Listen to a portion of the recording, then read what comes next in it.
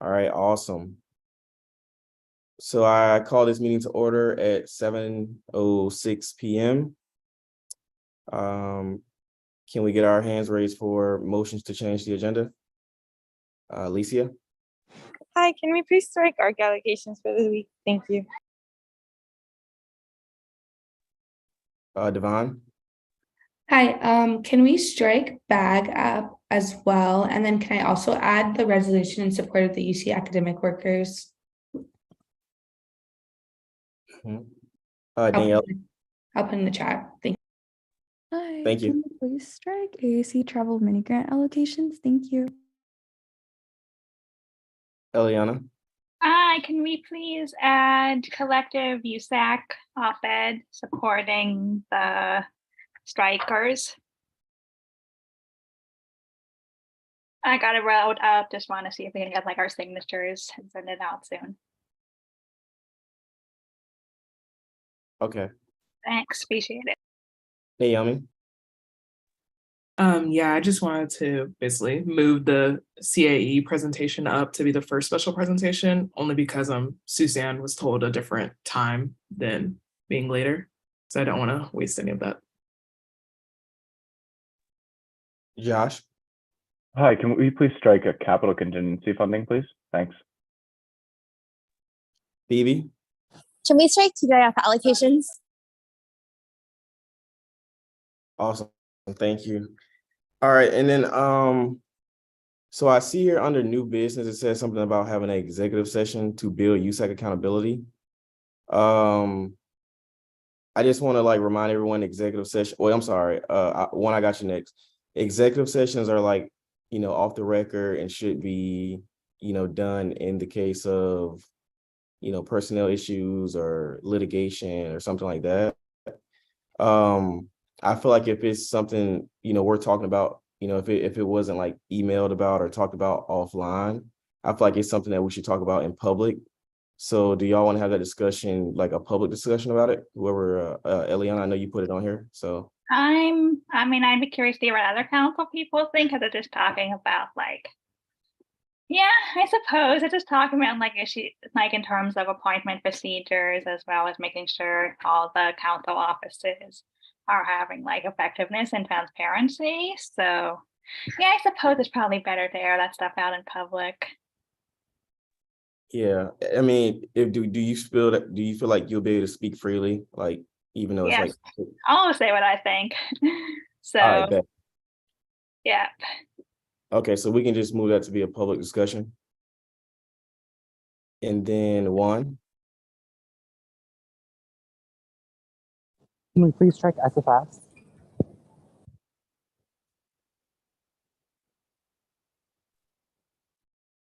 all right, awesome. Okay. If there's no more changes, can we get a motion? I move to approve the agenda for today. I'll second that. All right, Naomi motions, Keon seconds. All in favor, please raise your hand.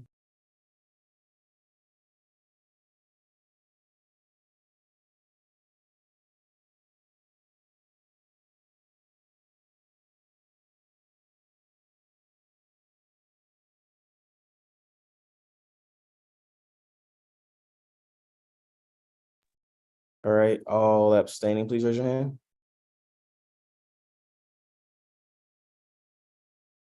All against, please raise your hand. All right, we had two people didn't vote. But by a motion of 12-0, the motion passes and the agenda for this week is approved. All right, next up, we have the minutes from last week. I hope everyone was able to review the minutes from last week. Okay, gotcha, Alicia. So that was a 13-0. Okay, yeah, so the minutes from last week, I did review them. There is one mistake. It says that one individual that didn't get approved got approved.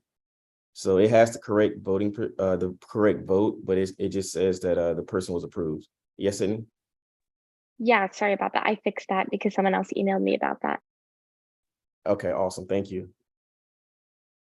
All right, if no one has any changes, can we get a motion? I move to approve the minutes from last week. I second. Okay, Ellie on the motion, Sarah seconds. All in favor, please raise your hand.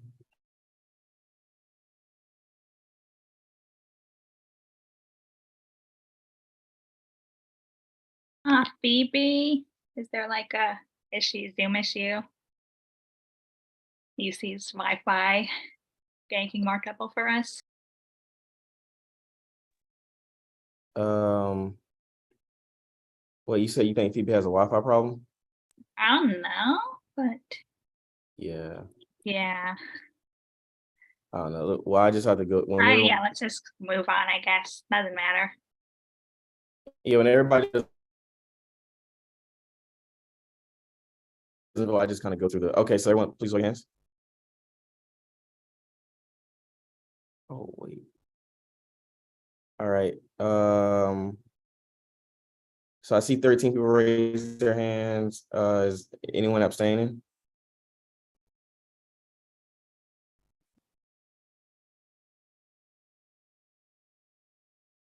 Anna, that's a new hand.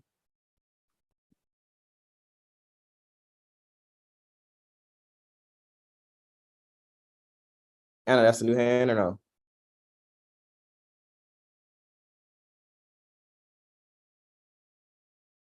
All right, I mean, okay.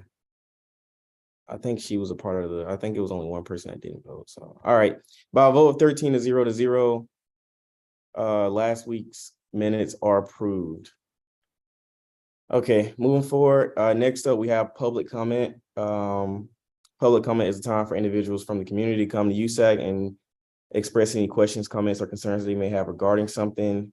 So with that, we'll be opening up public comment. If anyone has any questions, concerns, or anything they want to say, please raise your hand now to be promoted.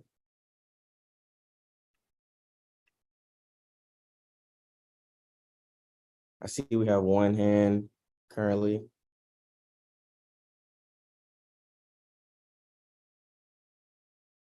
Can we promote them, please?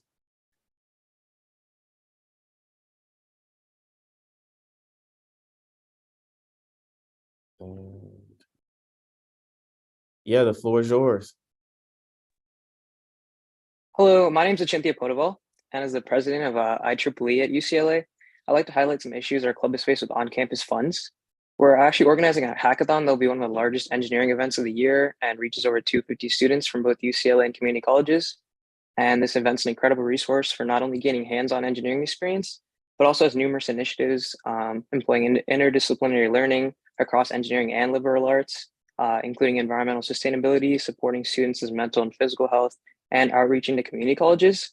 However, our efforts to supply this resource to students are being limited by the lack of updates from campus funds. There's 3 funds I'd like to highlight among the 10 we applied to: BOD, ARC, and ASRF.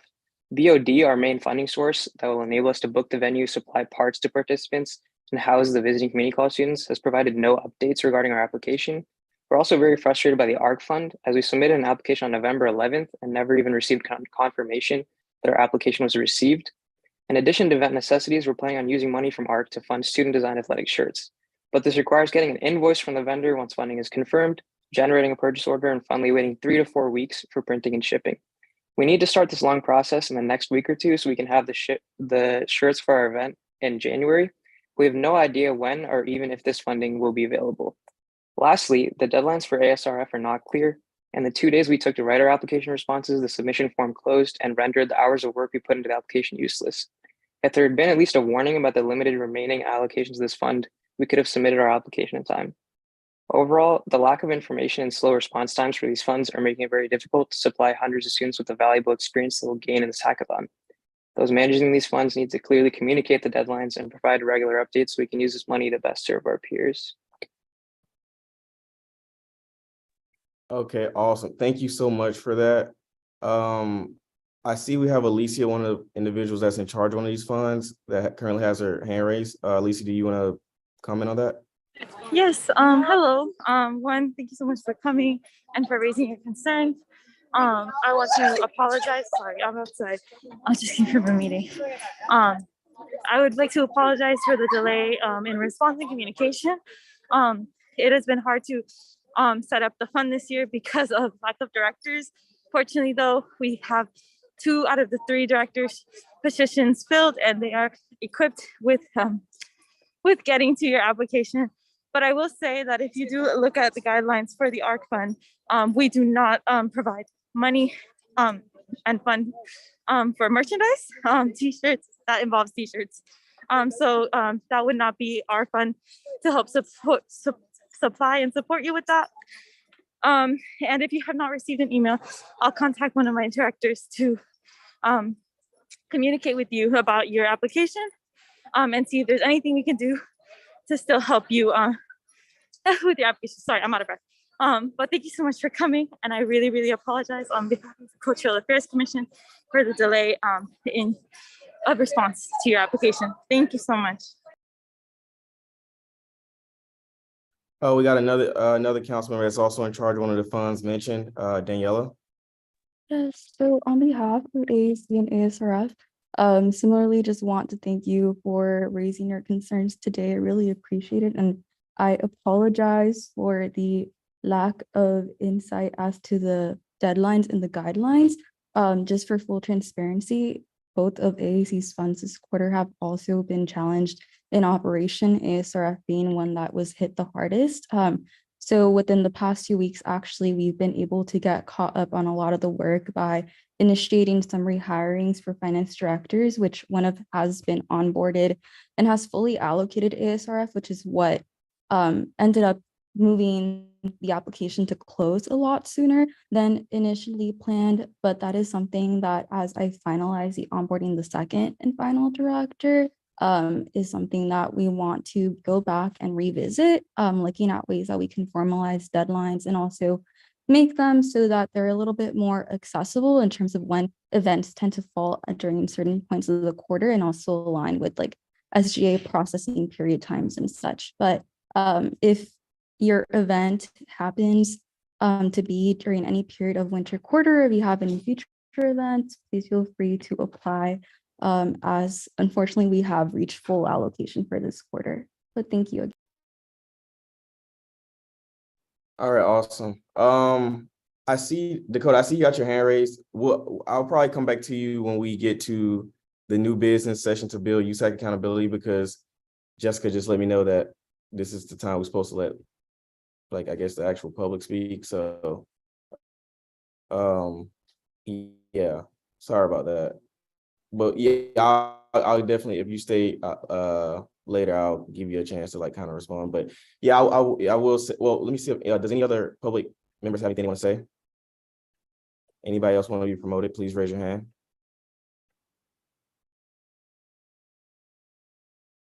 Going once, going twice. All right, I'll be closing public comment at 7:19. All right, yeah, so we'll discuss the funding issue under new business as well with Eliana's talk. Okay, going forward, next up we have contingency programming. Josh. Hi, everybody. I hope you had a nice Thanksgiving break. This week we had a adjusted contingency request of $19,329.33, and we recommend an allocation of $13,683 for 23 non-USAC entity-related events. If you check the recommended allocations that I sent around earlier, you'll notice that this is different from the original contingency request. So we're providing an adjusted figure because a couple of student groups applied for things like alcohol and other items that we physically cannot fund, that would be, or inappropriate to fund at least. And they asked for a couple tens of thousands of dollars worth of this. So it looked like we're not funding anything, but of the things that we are actually able to promote or actually able to allocate for, that's why there's the adjusted contingency numbers. And I'll put that in the chat right now, but just wanted to explain that discrepancy, just because there's a couple of student groups applying for upwards of $10,000 of alcohol, in which we can't even look at it to begin with. So just wanted to explain the discrepancy there. Thank you. 10,000, Jesus. All right. Awesome. It's probably a lot of eggnog or something, right? Can we get a motion? If no one has any questions, concerns, or comments about contingency program, can we get a motion, please? I I move to approve the contingency funding. Second. Eliana motion, Sarah seconds. All in favor, please raise your hand.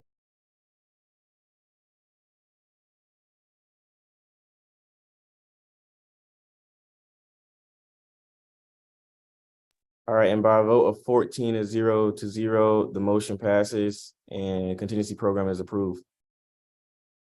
All right, next up, we have SWC programming fund allocations. Hi all. So this week, the SWC Programming Fund allocated $700 to one non-USAC entity, and I'll drop that in the chat.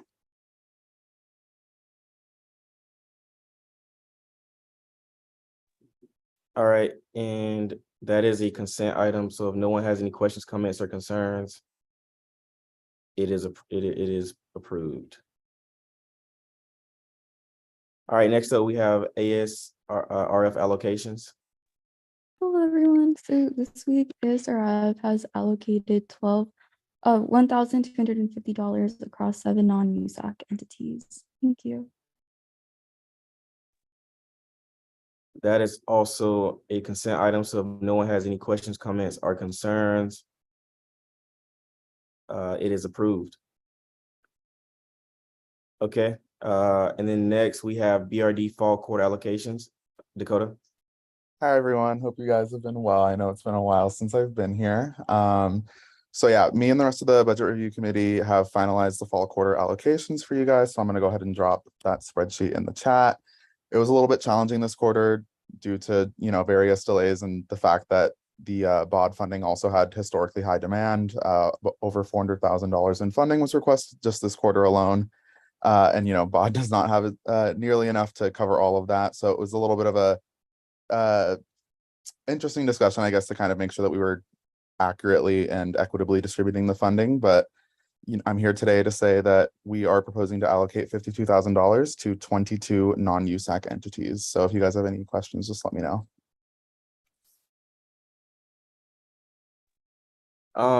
Yeah, I had a question. So I mean, I think I've been sending the emails to you as well, but I've gotten like other ones. There's been a lot of individuals emailing me about like saying that they haven't heard back for applications, like the individual that just came for public comment. So were you able to get back to everyone who was, I guess they felt like the application was overlooked or they just wasn't hearing back? Were you able to review all those? Yeah, so I've been working a lot more closely with the folks at Seoul just because I know that they've also received a large amount of those concerns as well. So especially for fall quarter, I did send out an update last week letting everyone know that we did receive their applications and that we were set to finalize the allocations at this council meeting, which is what we're doing right now, obviously. And I'm also going to send out further communication, especially for winter quarter, because I do know that there's a lot of students who also had some concerns about that. So I'm going to be sending out a similar email, updating them on the timeline and anything that they might need to provide us, just so that they're all aware of when that's going to be finalized. Okay, awesome. Yeah, because I remember speaking with the Seoul director. They were saying that you were communicating. I guess some other individuals were just kind of lost in the sauce for some reason. But yeah, definitely just like reach out to them when you can, because there was a lot of people who were just like thought they were being overlooked. Sydney, you got your hand raised?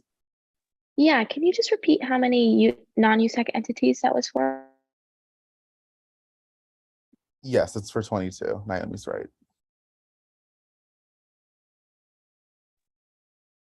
Okay, and if no one else has any questions, concerns, or comments, can we get a motion? I move to approve the BOD funds for the quarter. I second. Eliana motions, Alicia seconds. All in favor, please raise your hand.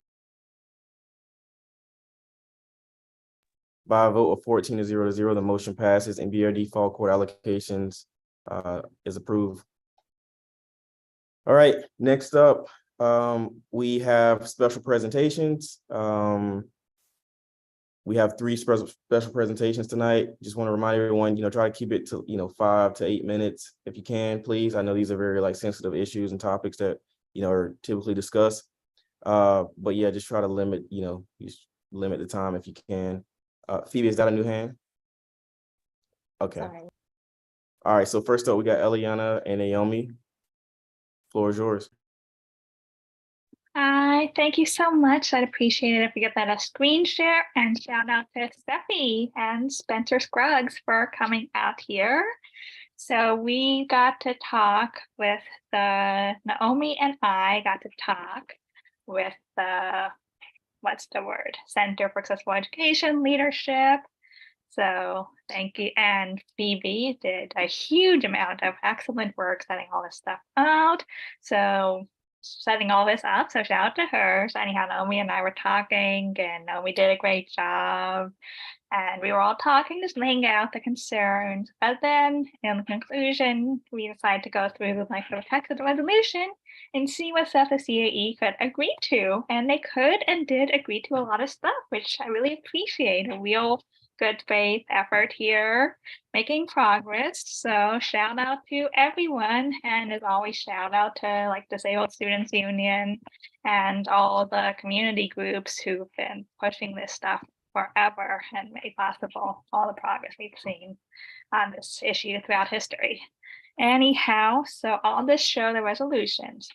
So there was the first thing is CAE agrees that the students who they want to consult, mainly disabled students, are going to have at least 1 week to provide from like when it's announced that the feedback thing is open to when their feedback is due.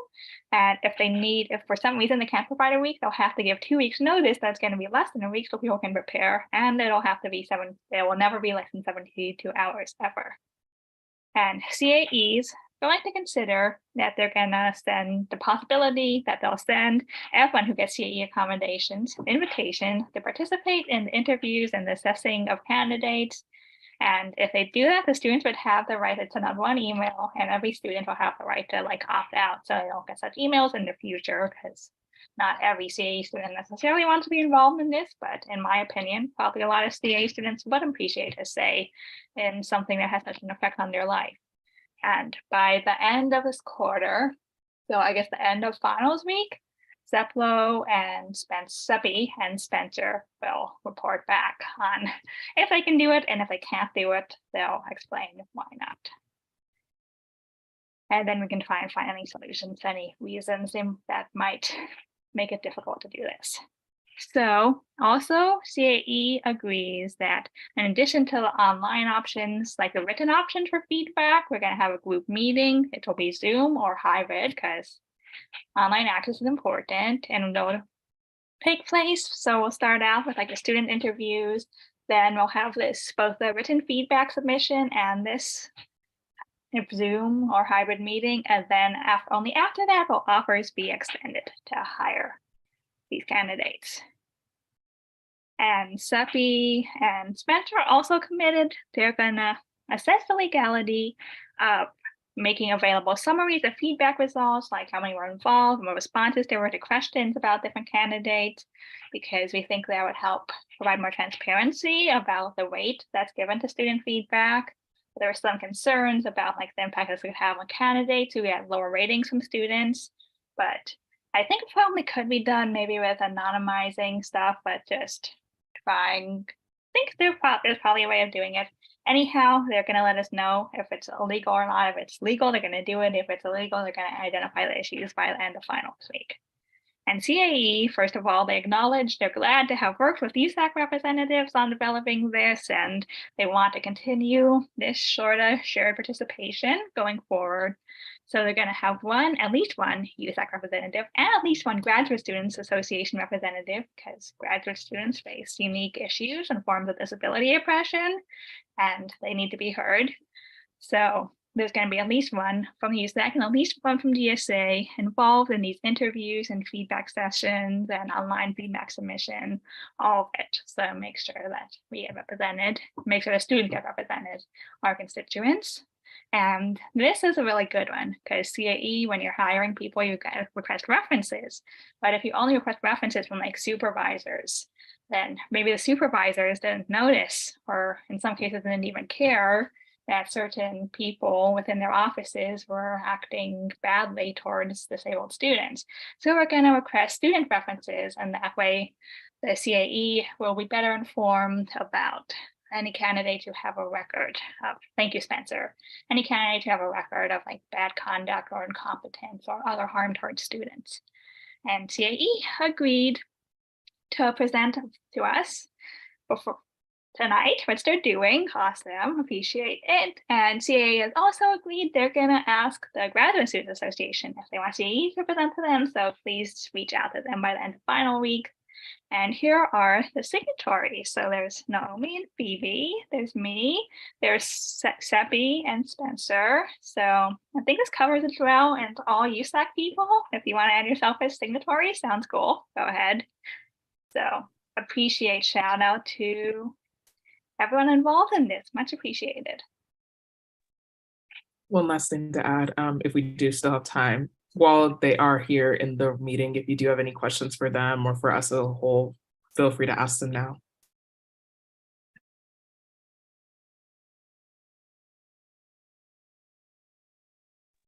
Sarah? I just have a quick, just like logistical question. I loved everything that was in the presentation. What is the difference between like this and getting it like this done as a resolution? Or is it just like, because I know we were trying to get this passed as a resolution, so I was just curious. I think this is just like the follow-up from that resolution and like ensuring that it actually got done. So yeah, our little accountability group, but yeah. Thank you, thank you. Yeah, also, I think it's just like, there's like a couple like legal things, I guess, like with some of our requests. So like that resolution was what we demanded and like a formalized like agreement by like everyone who voted for it. But like this is like, okay, like these are the next action items, and then there'll be follow-up further from here. Yeah, and this is like binding on Seppi and Spencer and the CAE and Student Affairs, whereas the resolution was only binding on USAC that we were going to do it. So that's this way, it's a commitment, it's like a cooperation that those administrators and CAE leaders have agreed to take on these commitments together with us. Yeah, and if I could just chime in for a second, Go ahead, just talk whenever you want to here. That's Excellent. part of the show here. Yeah, awesome. Excellent. Well, it's nice to be here. For those that don't know me, I'm Suzanne Seplo, she, her pronouns. I go by Seppi, and as shared, I'm Assistant Vice Chancellor in Student Development and Health, and I oversee CAE. And I just want to commend the students in terms of, really just working together and collaboratively and cooperatively in terms of the end result really being about, how we support our students. And so just really appreciated the leadership and the engagement with the students that we got to work with, Phoebe and some of your team, and then Naomi and Eliana. So, and continue to want, folks to know that we're going to continue. If there's other issues that are out there, by all means, we open ourselves up to continued engagement and communication so that we can continue to improve and just work with you all. So, and maybe I could just have Spencer introduce himself and say hello. He's our new director of CAE. Hi, everyone. My name is Spencer Scruggs. He, him, his pronouns. As Seppi mentioned, I am the new director for CAE. A little bit about myself. I have a background working with disabled students for almost 8 years in higher education. I certainly appreciate this opportunity to work with you all and to understand the student voice and how that will, certainly impacts our work with students. So thank you for the opportunity tonight. Yeah, thank you both so much for your hard work and your openness. It means a lot, and it's really a pleasure working with you. Likewise. Thank you all. Awesome. Thank you so much. Does anyone have any more questions, comments, or concerns? All right. Awesome. Moving forward. Thank you. Thank you all so much for working on that. Thank you for coming. All right. Next up, we have the history of the Academic Senate. Yes, that is me. Thank you guys so much for having me. I'll just share my screen really quick.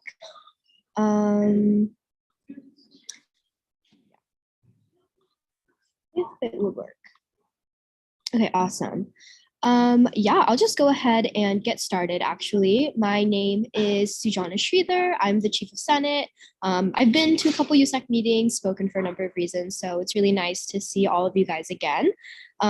Just to notice that this presentation was initially designed kind of for a different audience because it was designed for more of the general UCLA body. So some of the information may be a bit, or maybe already be known to you guys, but just kind of a disclaimer, but it didn't work out for logistical reasons to host the presentation in that way this quarter. But I do think it's super beneficial to present it still to USAC, just because USAC does have a close relationship with the Academic Senate. And I do find that it is something that is really important. So I'll just go ahead and get started. I don't want to take up too much of your time. And so really the Academic Senate is the governing body here at UCLA made up of faculty members, of advisory administrative personnel, as well as student representatives. At any time, there is over 25 committees within the Academic Senate, ranging from, the Committee on Research to the Committee on Academic Freedom, which I sit on. And at present, there are also 24 student senators. Something important to kind of note about the Academic Senate is that the committees are never, they're not always the same. This year, a number of committees, such as the Committee on Teaching and the Committee on Intercollegiate Athletics, were sunsetted. And there were also the creation of a number of new task forces, such as the Task Force on the Future of Teaching. So the Academic Senate really, in its governing abilities, in its priorities, and in its purpose, really is always evolving. But it does have certain really important fundamental values, and that is that the Academic Senate is really founded upon the principle of shared governance. And so this is essentially the idea that faculty should be able to share in the operation and the management of the university. And, coming really from that principle that the faculty as the heart of the university should also have a certain degree of control over the university affairs. And so this control extends to things such as degree paths, enrollment requirements, establishing various programs here on campus. But then also kind of on another side is that more advisory role. So this kind of involves, for example, judicial actions taken against academic faculty. The Academic Senate, it has the ability to handle those judicial processes and kind of make it a judgment by peers, if that makes sense. In addition, they're also involved in things such as faculty welfare and faculty benefits. And so these responsibilities have always kind of stayed the same and are always the priority of the Academic Senate, but it has always been evolving in its makeup and its purpose. And so kind of by extension, the Academic Senate is also founded on bylaws that delineate, membership, the rules for membership, as well as the authority that the Senate has. These bylaws are also, able to change at any point in time, and they frequently do, with the addition of seats on certain committees or changes in the power of the chair, for example.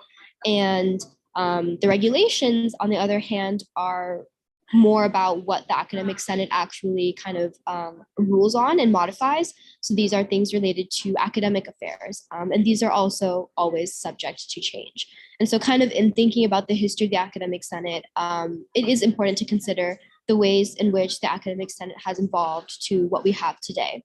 And so this is a lot of text, it's a bit dry, but really it's just kind of showing how important that fundamental idea of shared governance was to the people who founded the Academic Senate.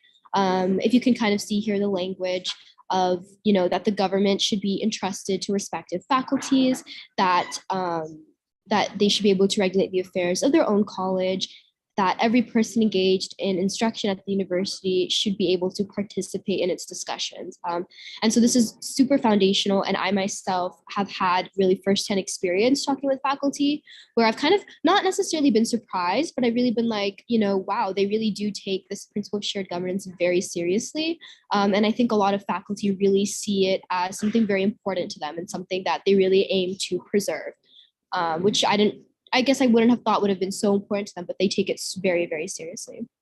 And then kind of by extension, the Academic Senate really evolved, kind of took that second step into what we recognize today through the UC Regents in 1920. And this is kind of when the powers of the Academic Senate extended past traditional academics into different areas such as, the financial, budget-making processes, matters of academic personnel, what I mentioned with judicial and benefit-related matters. And the Senate was also given the power to choose its own committees, which really solidified its independence from the actual regents body as a whole, and also contributed to the idea of shared governance because the faculty took seriously the ability to make these decisions for themselves without being bound to that body of regents. And so that's how we've come to have that structure that we have today. You can see that the system-wide Academic Senate is the Academic Senate across all 10 UC campuses.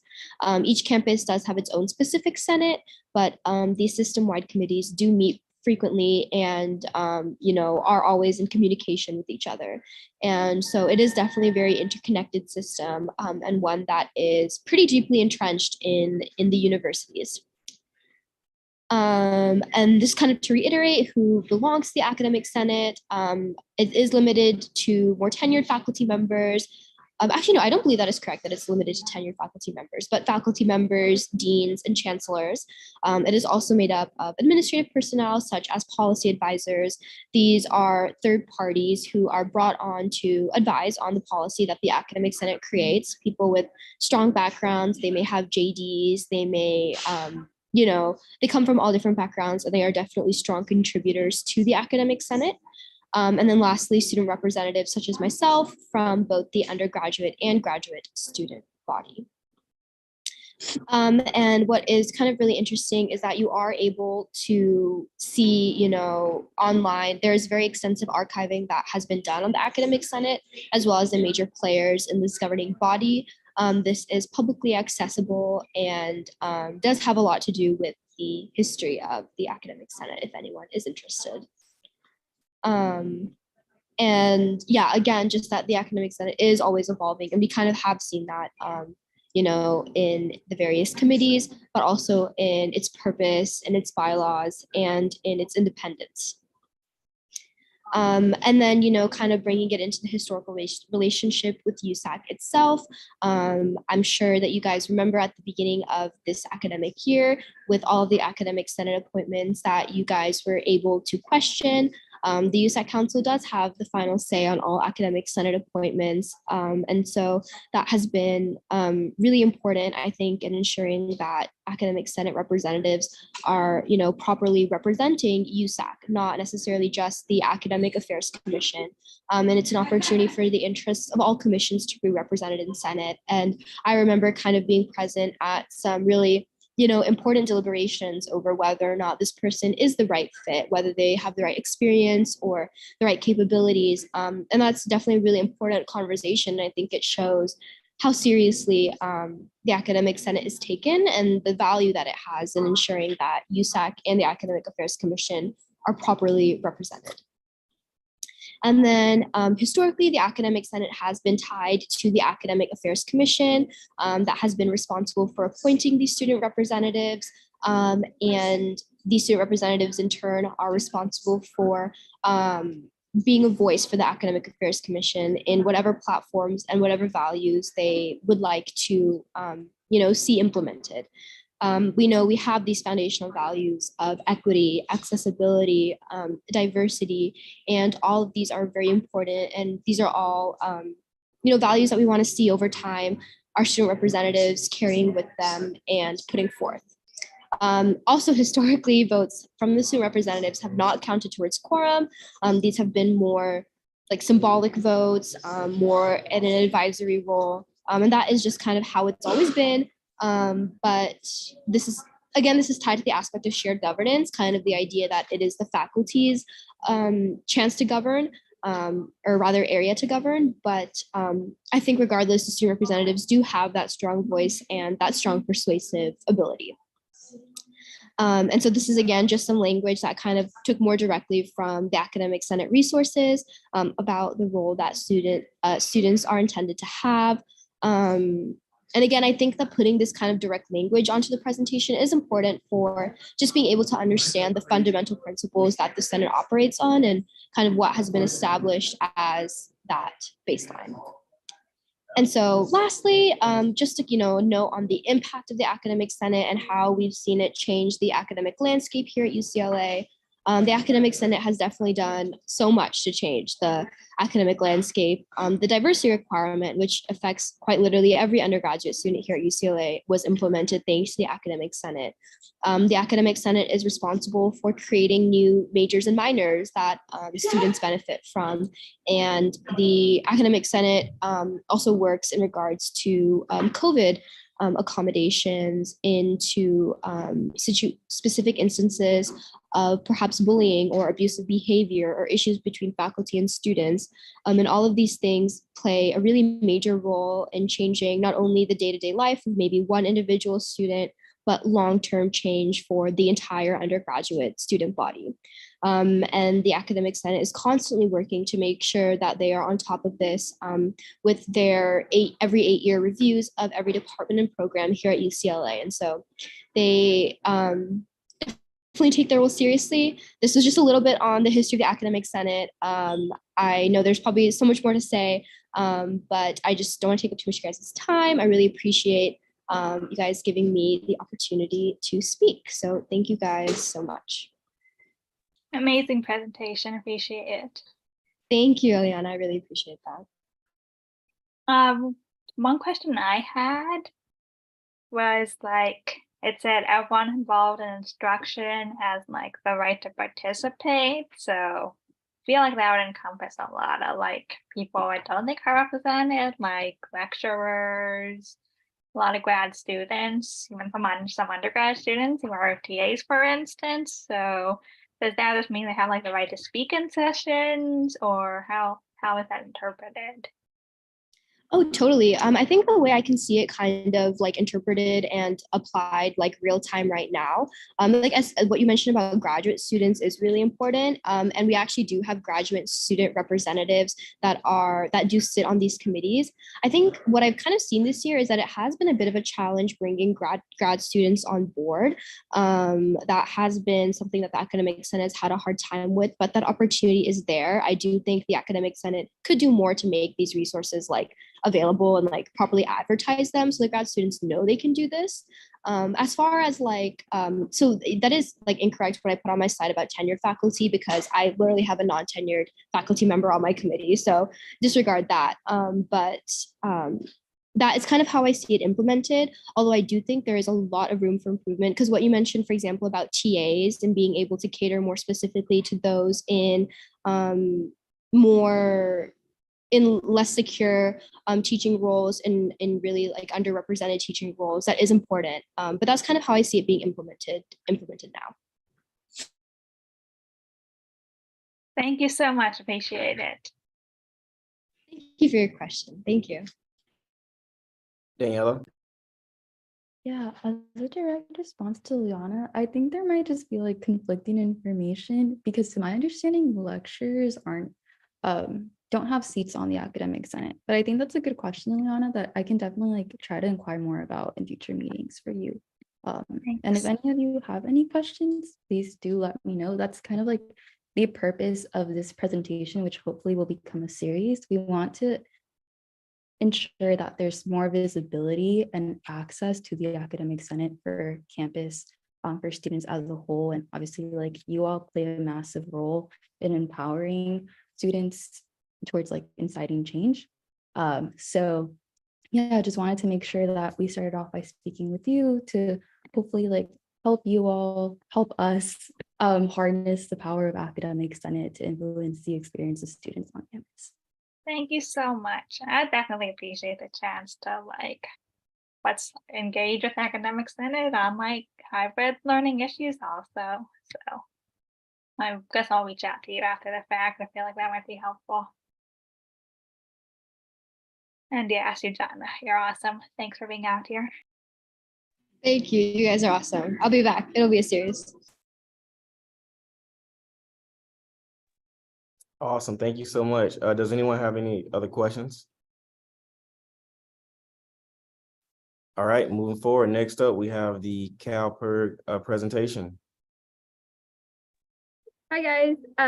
Quickly before we start, can I ask for Emily to be promoted? She's currently an attendee. She's one of our board members. And also I will share my screen if that's all right.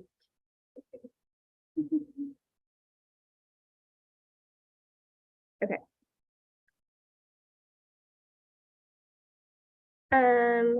Let's see. Emily, are you here? I can't see. Yeah, I am. Okay, awesome. Well, all right. Hi, everyone. We're just here to do a quick presentation, updating you all on, oh my gosh, why is this switching the slides? Whatever. Updating you guys all on the work that we've done this quarter. This is part of our contract that we have with the university to make sure that we're held accountable by USAC. So quickly, we'll all introduce ourselves. I'm Clara. I'm a third-year sociology major and the chapter chair of CalPERG students. Katie, do you want to go next?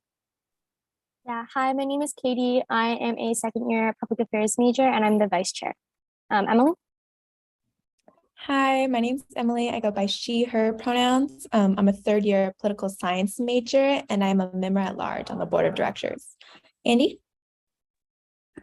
Hi, everyone. My name is Andy. I'm a fourth-year political science major, he, him pronouns, and I'm also a member at large as a part of the board of directors. So now that we have all introduced ourselves, I want to speak a little bit about statewide organization. So CalPERG Students was started by students in the 1970s who wanted to have a say in local, statewide, and national politics. They pooled their resources together to hire staff, to hire a staff of organizers and advocates to train them on how to run strategic grassroots campaigns.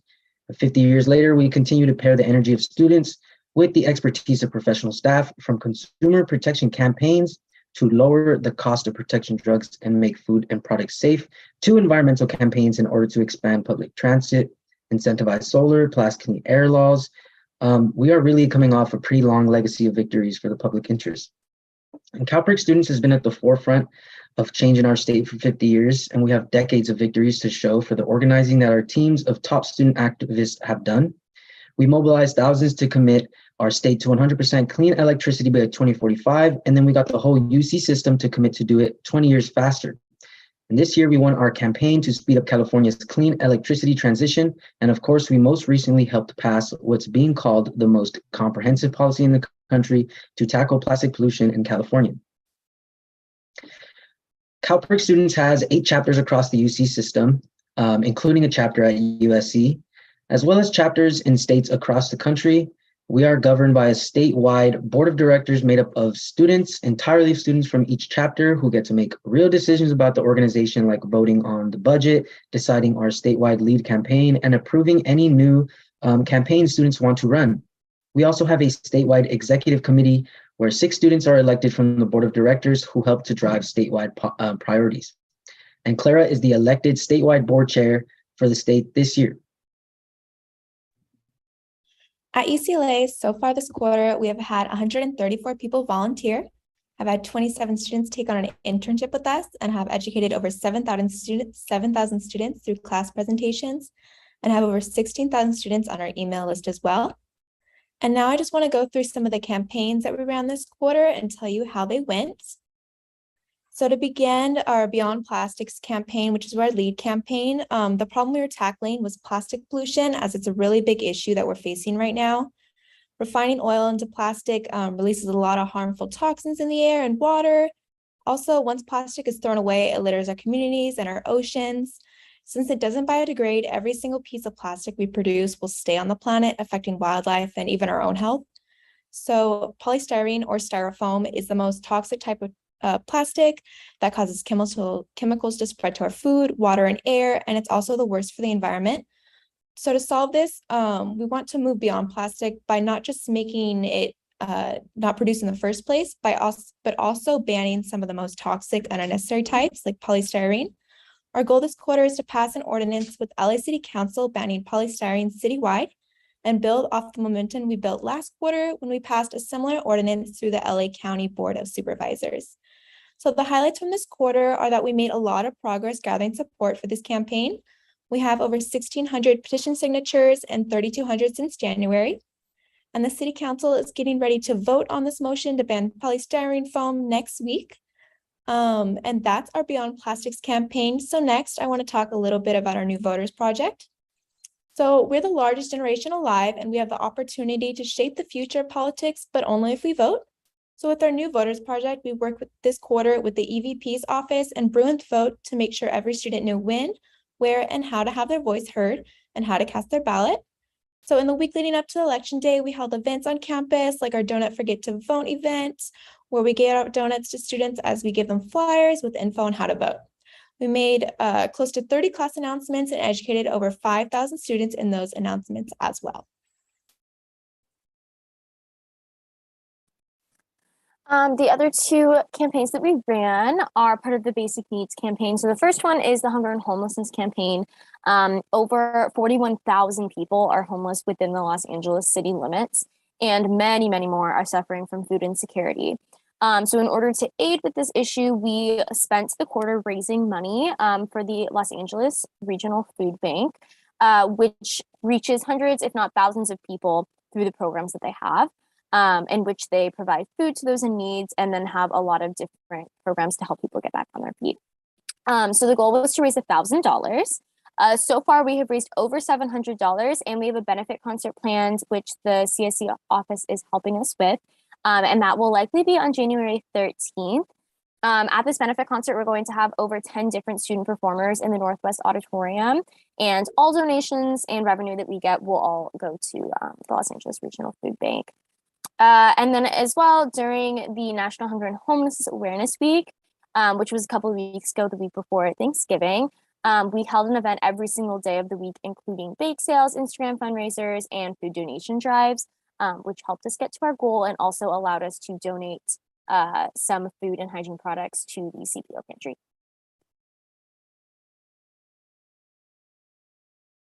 The next part of the Basic Needs campaign is the Affordable Textbooks campaign. So I think as students, we all know that textbooks are very expensive, and students shouldn't have to choose between addressing their basic needs and passing their classes.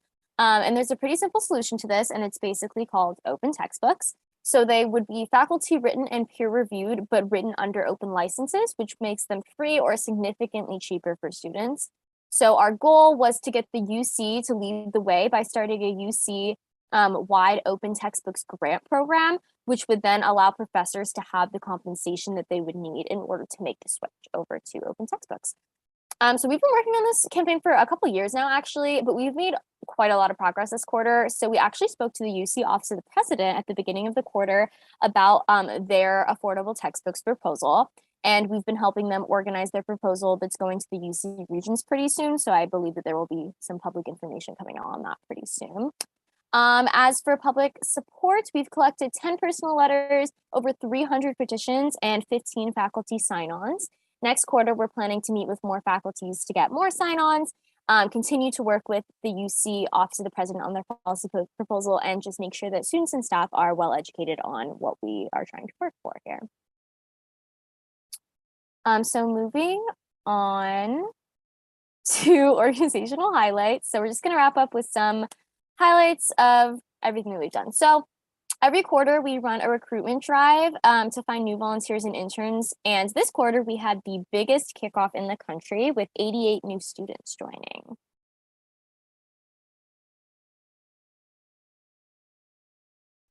Okay, awesome. Sorry, trying to find the unmute button. Also, I went forward a slide. Okay, so Next is our pledge drive. We're funded by a $10 per quarter opt-in fee that students can add to their Bruin bill, which gives us the political power, staff training, and resources necessary to hire our staff and win our campaign. In this quarter, we signed up 1,200 new dues paying members, and we also hit our 2-week goal in just 1 week, which was super exciting.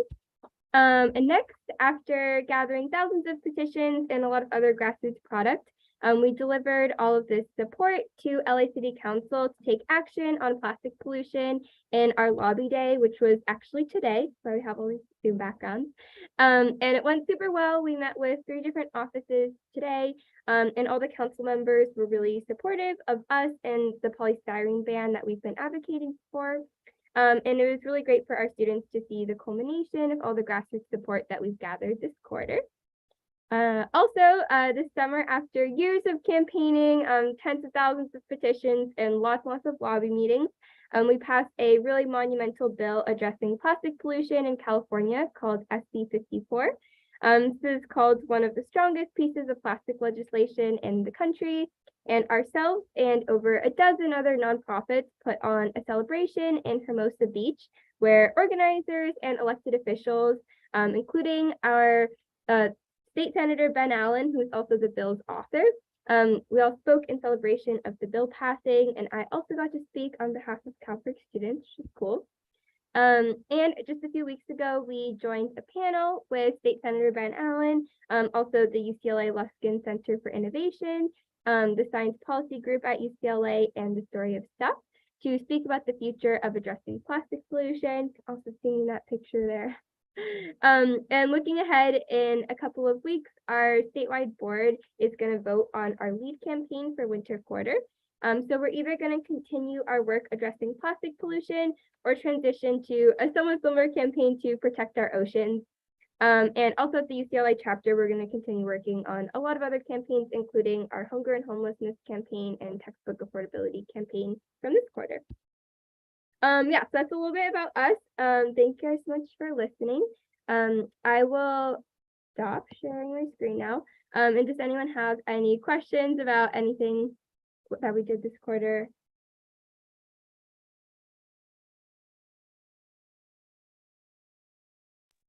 Hey, oh, you can go ahead, Ellie. I'm sorry. Sorry, Carl. I just want to say, yeah, this is amazing. Thank you so much. And yeah, very impressive. And yeah. Thanks. Maybe my question would be, how do you do stuff so effectively? I feel like it's a great example for a lot of organizations. I would say one of our biggest strengths is that we are actually able to hire staff. We work really, really hard on our pledge fundraising drives each quarter, and we're able to hire organizers who teach us how to be the most effective. So that's how we as students are able to actually make all of this change, even though we haven't graduated and have not very much experience.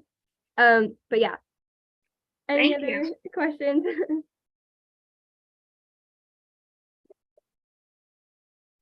Yeah, I met with the Executive Sustainability Committee. So I just wanted to know, do you have any future collaborations with them at all? And is there any way that, we can kind of push for them to, work more with some of the initiatives that you have, you and your team have? I don't think that we have anything in the works right now, but we would be interested in that for the future, definitely. Okay, awesome. I'll try to get you invited to the next meeting we have so you can, come and give your spiel. Awesome. Thank you. Awesome. Thank you guys so much for having us and for listening to me every week during public comment. No problem. Thank you. Does anyone have any more questions? Any questions? All right, moving forward. Thank you so much for coming. All right, next we'll be getting into appointments. So, as mentioned every week when we do appointments, the way appointments go is the potential appointee comes and gives their opening statement. Then we'll open the floor for questions from council members. Then the individual will give their closing statement. And then we'll hear ARC's recommendation, and then we'll have a discussion amongst council members about the appointee, and then at that point, we'll have a vote. So first up, we have, well, can we promote? See, I think everyone's promoted, right? Yeah, so do we have Sahir? Hi, Carl. Yeah, I'm here. Hey, how you doing? Yeah, the floor is yours. Okay, perfect. Well, hi, everyone. I'd like to thank you all for taking the time to do our appointments process and everything so late in the quarter. I know we ran into some bumps along the way, but my name is Sahir. I'm a third-year student studying global studies. I use she, her, hers pronouns. I've been in elections board since freshman year. I started off as a staffer for external relations, and then I was the director of external relations last year. Right now, I'm applying for the position of vice chair. Throughout my time in the elections board, I've gotten a chance to see just how underappreciated the elections process is, with many candidates feeling stressed out and the elections as a whole often going unseen by the student body. Last year, a lot of our outreach efforts fell short due to lack of lasting connections with different organizations and a general lack of awareness among the student body. This year, as vice chair, I would really like to leverage my existing connections to improve outreach and make sure that students all around campus have an idea of what exactly is going on in the elections and why it's so important that they should run for office and vote. As vice chair, I'll be making sure that all of our different committees work together smoothly and are transparent with one another in the student body, and I'll be making sure to assist in whatever position is needed to ensure that the elections go extremely smoothly this year. Thank you. All right, awesome. Thank you so much. All right, now we'll open the floor for questions from council members. Keon? Yes, Sarah, thank you so much for coming to speak to us. So I think a big issue that a lot of council members saw last year is that it was the lowest amount of people came to vote out of UCLA history for the election. So I just want to know how you would battle that as your role, how we could get more people to come to the polls. Thank you. Okay. So that's an excellent question, and I think it's definitely a concern that we on the Executive Board of Elections Board had that last year. I think there were a couple of setbacks last year that really impacted the voter turnout in elections. The first was probably the transition, going from online school back to in-person school. A lot of people were still struggling to catch up with their schedules and had a very limited attention span. We all are busy students. We have to balance looking at elections, looking at school, looking at our personal lives, looking at our extracurriculars. So I think the transition did make it difficult for a lot of people to have the necessary attention to divert to the elections. I think a second thing going on was, unfortunately, sort of the drama that we had surrounding the elections last year. Obviously, I think a lot of people are a little bit disillusioned in the whole USAC and elections process at the moment. And I think that a lot of people just felt like it would be in their best interest, since there wasn't very clear information going on, and both sides obviously had a very compelling story, that they weren't really sure if they wanted to take a side. And a lot of people did abstain from voting in the elections due to them personally feeling uncertain. So obviously, in order to combat that, there can be two things. Firstly, we want to make sure that the elections are accessible to all people, regardless of what method of schooling they're doing. A lot of people have remote classes and things like that, so we want to make sure that we're promoting in remote schooling as well as in person, on campus, on the Hill, and things like that. And the second thing is really making sure that we have a smooth, drama-free election process. So that'll be really making sure that candidates feel that they have a safe space to run, safe space to make their voices heard, and that the public's questions are being answered. I hope that helps to answer your question. Thank you. Phoebe? My question, just to follow up on that one, is just like, what does the drama-free elections process mean to you or look like, and what specific action items do you plan on taking, such that if incidences do come up in this coming election season, you're able to communicate with the public and to all of the candidates that might be affected by said incidents? Okay, thank you so much, Phoebe. As Eliana said in the chat, that is an excellent question. First off, I'd like to say that I use the phrase drama-free election. I realize it is a bit colloquial, but honestly, I can't really think of a better way to express it. But I'd like to emphasize by saying that I'd like an election to be a space where all candidates feel safe, all candidates make sure that they feel their voices are heard, and that people really do understand what's going on, that there is no really conflict between it and everything is running smoothly. Now, obviously, it is probably inevitable that there is going to be some level of conflict between candidates or something else going on. Unfortunately, since, as I mentioned in my ARC interview, running for office is really an extremely personal process. Candidates are being extremely vulnerable, putting their best sides out there, and that means that they are open to personal attack. I know that all of you have been through this process and that you understand how frightening it can be. So I think the first tangible step that we as the elections board can do to make sure that candidates really do feel safe and welcome is to make sure that they have a platform to make their voices heard and to make sure that their personal stories cannot be coming an attack and under any way. So I think it's going to be important that the elections board takes affirmative policies and puts it out there that harassment will absolutely not be tolerated, starting with announcements and things like that right from the beginning of the elections process when we're initially recruiting candidates, to show that that really is not going to be allowed in this year's elections at all. Not that it was allowed in last year's elections, but really putting our stance out there from the very beginning, I think, before any incidents occur, will be really helpful. I think the second thing that would be helpful is really make sure that the public has information. I think it was harmful to a lot of candidates' mental health last year that people were maybe spreading misinformation on social media platforms and really kind of spitballing at what was going on because no one had a clear idea. So as vice chair, I'll definitely be coordinating efforts between our external relations and investigations committees to make sure that elections board is working with candidates and USAC to put out tangible and correct information statements before the public has a chance to spread misinformation, just so that everyone feels comfortable and knowledgeable about what's going on. Naomi? Hello, nice to see you again. My question is, can you tell me the difference or definition between equity and equality? And then following up on that, what role do you believe equity has to do with this position? Okay, well, Naomi, that's an excellent question. I think we did go over it a little bit in my ARC interview, but I'd be happy to go over it a little more. First off, I think equality is having equal opportunities available to everybody, but it doesn't necessarily mean that everyone has equal access. Equity is making sure that everyone has equal access to these opportunities, so really leveling the playing field for everyone. If they're non-traditional students, if, for example, they have some other personal setbacks, disabilities, things like that. I think it's important as vice chair to make sure that equity is really prevalent in these elections, both for people who are voters and candidates. We want to make sure that everyone has equal access to getting to run for office, to making sure that their voices are heard. And we also want to make sure that people as voters are having equity in the voting process and really making sure that they know they have this opportunity to make a difference in how their school is run.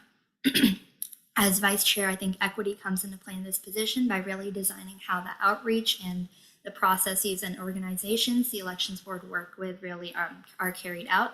So we'll be working not only with organizations that are tailored to deal with marginalized groups and people who may not have historically had as many opportunities.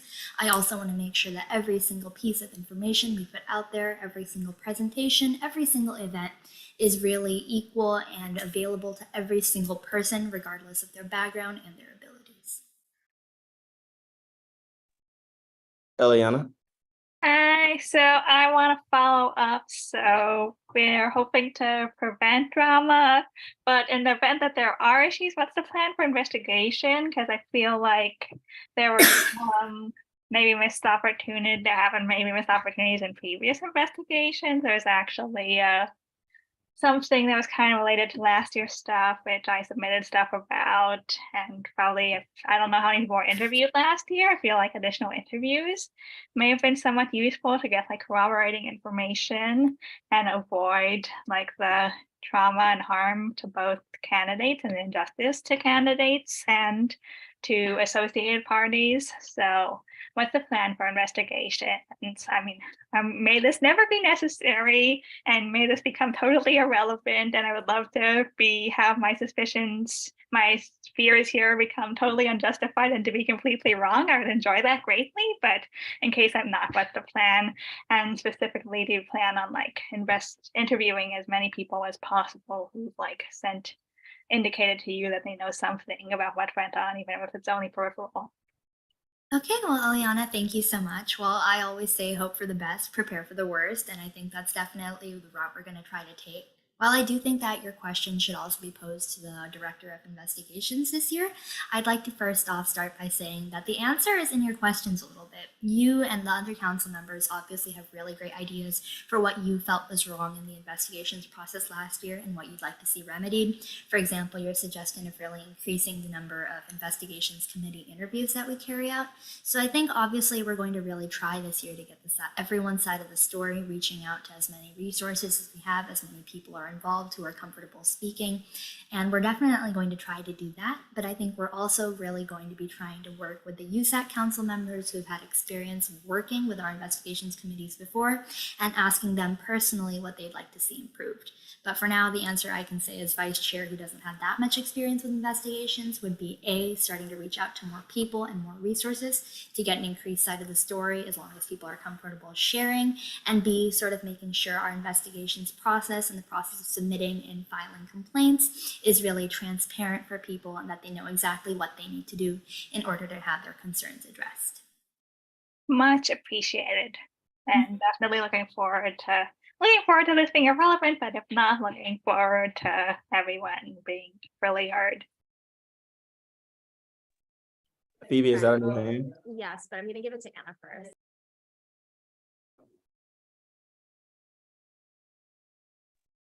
Hi, thank you so much for being here today. I just had a question about what you would envision to be the ideal number of candidates and also the percentage of voter turnout, and how do you expect to execute that and make that happen? Well, Anna, that's an excellent question. Obviously, the ideal voter turnout is 100%. I don't think that's ever going to happen, but I think if we want to aim for a more realistic number, I would love to say that we're going to aim, historically, it's been around 20%, so maybe at least up it by 10% to 30% of the population. Obviously, that's not a great number. The ideal is 100%, but given the fact that change doesn't happen in bounds, it happens in a single step, I do think that's a reasonable target at the very least that we can set for this year. For candidates, it is a little bit more nuanced because the question of quantity and quality does come to play. I think it's obvious that we want to make sure no offices are uncontested. We want to make sure that we have at least 2 candidates running for each office, but it is important that every candidate who runs is qualified for the position because, as I'm sure of all of you have experienced, it is a really, really stressful thing. It's a lot of work, it takes a lot of commitment, and we want to make sure that we as the elections board are finding suitable candidates who are able to do the job well and best represent student interests. And then last question, Phoebe. Yeah, I wanted to know, one, your stance on slates, just because I know they play a really active role in our elections and like a lot of the discussion around the election season. And my other question is referendum, just because I know that with the candidate election, sometimes referendum get tucked under the cover, and especially referendum that are funding really important things like the Transfer Student Center and the Blackburn Resource Center. How do you propose on navigating all of those complicated things within your capacity as the vice chair? Okay, well, those are great questions. Let me start with tackling your first one. I think the question of slates is a really nuanced and almost politicized question, considering it is something going on in student government. I think there's no problem inherently with slates themselves. I think they're an excellent institution, almost running like a political party. It's a great way for like-minded individuals to really make their opinions heard and really show that they're presenting a united front. It also does streamline the voting process for a lot of students as they find it easier to choose a slate whose message they really identify with. However, I have heard from previous candidates in past years that they feel that slates often form an exclusionary boundary within election politics, and they feel that this sometimes can really dissuade them from running. We've had candidates drop out of running even after they've been approved and got the necessary number of signatures. So I'd like to say that I don't think slates are a problem. I think they're an excellent way for students to really bond together and have a unified message. However, I do not endorse any of the exclusionary politics that sometimes can arise as a side result. I do not think that anyone in a slate is responsible for creating these, but I do believe it's really important to have the necessary education out there to avoid misinformation and make sure that people understand that even if they're not part of the slate, they're equally qualified to run. Now, in response to your second question about the referendum, I'd like to first off start by saying I was really actually upset that unfortunately we didn't get more visibility to the referendum last year. I think there are a number of factors at play. For example, the referendum's representative wasn't able to speak at our candidate debates, and we had to have our director actually end up reading their statement themselves. So I think it is important for the people who propose the referendum to be able to make sure that they feel like they're able to come to the debates and other events and really represent their own ideas. Because the Elections Board isn't meant to speak for people, we're meant to provide a platform for which people can speak on.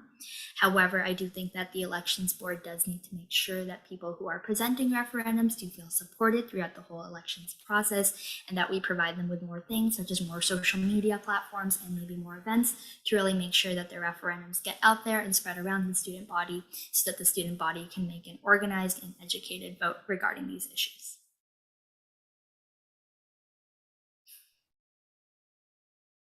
Okay, awesome. Thank you so much. I know that was more than 3 to 5 questions, but thank you for sticking with us. Yeah, All right. absolutely. All right, you're free to give your closing statement. Okay, well, thank you so much again to all the USAC members for taking the time to do this. I'd like to say by saying that if you look in the Constitution, the vice chair is an important position, but it doesn't have a lot of outline duties. It's sort of there to take over if the chair gets sick or dies. And obviously, that's not the only thing I want to do. I hope Anna stays in great health, and I want to be actively working this whole year. I think it's important that I use my pre-existing experience to prevent the mistakes of the past. I think the Elections Board administration should emphasize honesty, fair play, and transparency, and those are values and qualities I plan on upholding if I am chosen for this position. I would like to make sure I streamline communication between all of our committees and with the committees themselves and the entire student body, as well as USAC members, in order to make sure that we have a smooth elections process this year.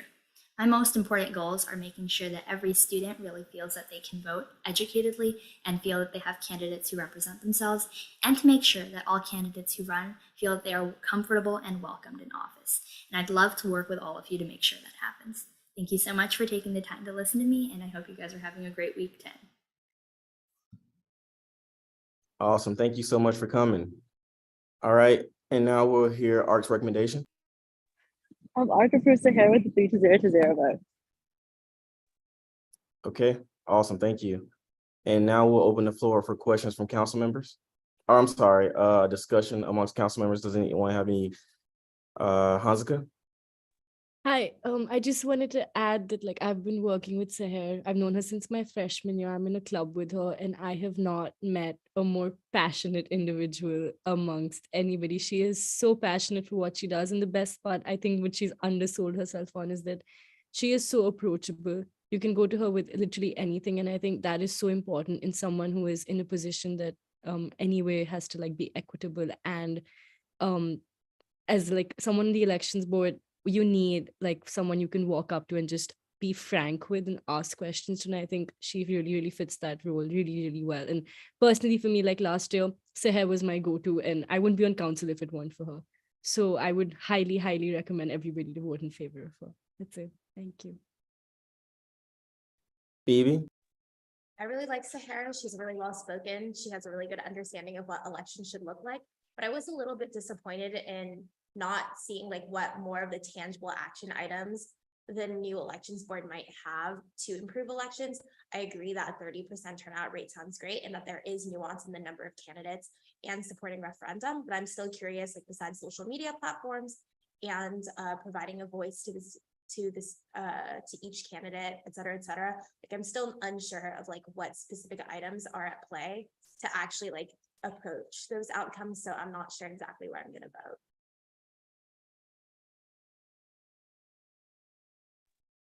Okay. Does anyone else have anything else they want to say? All right, awesome. Does ARC want to say anything? Going once, going twice. Okay, awesome. All right, can we get a motion?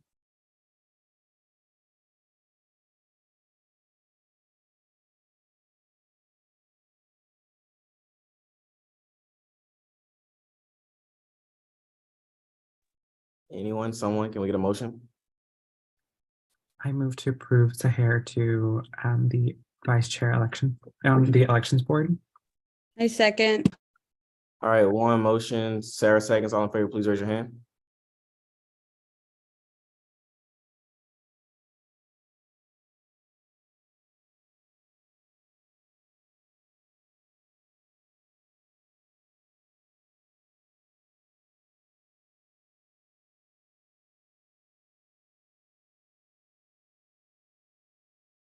All right. Everyone lower their hands, please.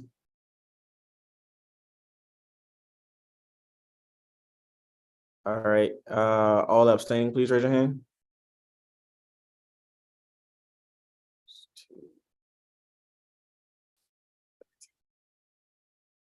Okay, can you please lower your hands? And then all against, please raise your hand. All right, so what was that? Was that 11 to 2 to 1, right? That's the correct math.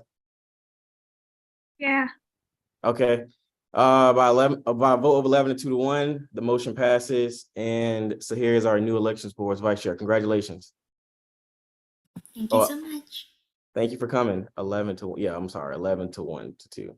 Thank you, Jessica. All right, next up, we have the elections board director of finance. Once again, I want to remind everyone, we're going to do 3 to 5 questions. If each council member can limit it to 1 question, that'd be perfect. We probably could get through more council members to ask questions. But if everyone's asking 3 questions when they go, then we can't get to everyone. So, but we'll try to do 3 to 5. But obviously, if everyone asks 1 question, we can get more individuals to ask questions as well. All right. So next up, we have. I hope I don't butcher this. Tushar. Did I get it right? You got it right. You got it right. Let's go. All right. Awesome. All right. You're free to give your opening statement. Awesome. Well, thank you guys so much for your time. Really appreciate it. So, hello, everyone. My name is Tushar Roy. My pronouns are he, him, his. I'm currently a 4th-year student, double majoring in business economics and statistics. And I'm applying for the finance director position on the elections board. I believe I'd be a great candidate for the position because of my experience in the role last year. After already having 1 year of doing the job, I believe that I can come back with more efficiency for the committee and can overall perform or improve on my performance as the director last year. And I believe that I can ensure financial fair play among all candidates in the elections. And honestly, I'm just ready to contribute in any way possible to guarantee a fair and just election. And thank you guys.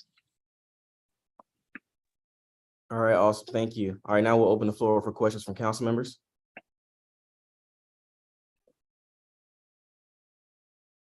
Naomi. Yeah, hi.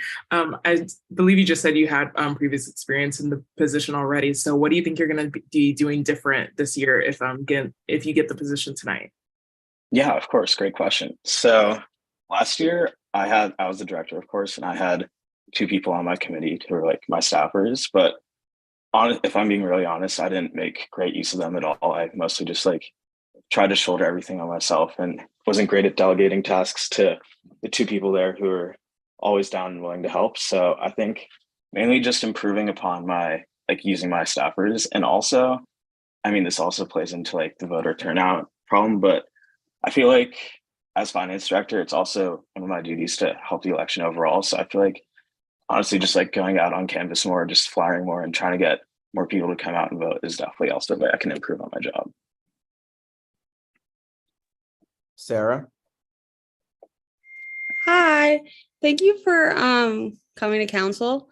My question is, I don't know if you're involved in this as finance chair, but part of what I experienced in the election last year was a little bit of just I just didn't know how exactly one, financial transparency was being conducted within the elections board, and 2, how the elections board was ensuring that each candidate stuck to the amount that each candidate is allowed to by the bylaws by the election board. So how would you ensure that each candidate is spending the proper amount this year? Yeah, of course, Sarah. Great question. So I guess this was probably my fault that I didn't make it too clear last year, but on the elections board website during elections time last year, I'd actually if you guys remember, I had you guys sign all the expense report forms and all the source funding forms, all that. So I posted all those to the elections board website, and they're for viewing for all the candidates, but I guess I didn't make it clear that those are available to be viewed. So just basically making sure that everyone knows that those resources are there and people can see that all the candidates are being fair with their transactions. Thank you. Eliana? First of all, thanks. You're being like really great and really like honest in terms of things that to improve, which I think is amazing. So my question is like, what are, I don't know, at least 2 new policies or programs or stuff that you'll do this year? Of course, great question. So I think one thing that I definitely want to institute for the finance committee is just, as Sarah brought up, just more transparency among all candidates, like in the elections. I think once we have like our candidate list set out, I think it'd be greatly beneficial to just hold a meeting, like me as a finance director, just all the candidates, and just lay out like everything. Like I feel like it's pretty, there's lots of like nooks and crannies to what you have to do as a candidate to like ensure that you're submitting all the right stuff. So basically just holding a meeting, making sure everyone knows what's expected of them. So I think that's one thing. And another, as I mentioned already, is just making more use of my staffers, to just assigning more work to them and just making sure that they're feeling involved and feeling that they're a part of my committee. Sounds good.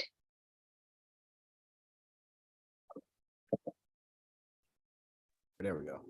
All right, awesome. Does anyone else have any other questions?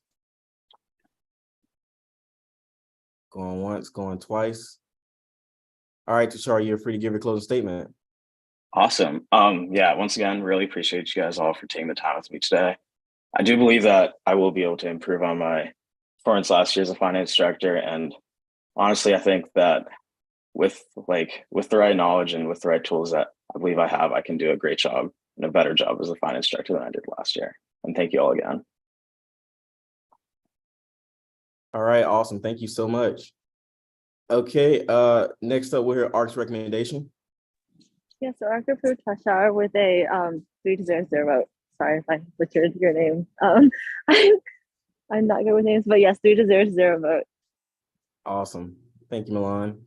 All right, and now we'll open the floor for discussion amongst council members. Does anyone have any comments, concerns, anything regarding this appointment? Yes, Daniela. Yeah, I do appreciate Tishar being here tonight and actually bringing up the point about the expense accounts, because that's actually a concern that I've carried with myself from last year's election. So looking at the e-board website, and let me just link it to make sure that I'm looking at the correct website. I know that there is a tab if you scroll to the bottom where the expense accounts are meant to be posted. And when I click on it, I don't see any updated information for last year's elections. So just wanted to inquire further, like if I'm looking in the incorrect place. Yeah, I do believe, Danielle, you're looking in the correct place. I cannot speak to as why they aren't there. I definitely posted them last year, but I'm not entirely too sure. I'm sorry. No worries. Thank you. I just wanted to verify because that definitely was a point of hesitancy, just to be completely transparent. I do think that it's important that students are able to know the expenses in terms of just like making sure that it's financially equitable for all candidates to be able to run efficiently. Yeah, agreed. Thanks for bringing that up. All right, next up we have Eliana. Yeah, I just want to say appreciate that Tishar has been like open about things that were just issues from last year and stuff that he needs to change and need to change in general. And that's definitely like that's what I want to be seeing from all the elections board people, so we can have a much better election this year. So thanks, Tushar. All right, anyone else going once, going twice? Okay, can we get a motion? Yeah, move to approve Tushar to be finance director for the elections board. I second. Who was that? Was that Devon? No, that was Sarah. I'm sorry. All right, Eliana motion, Sarah seconds. All in favor, please raise your hand.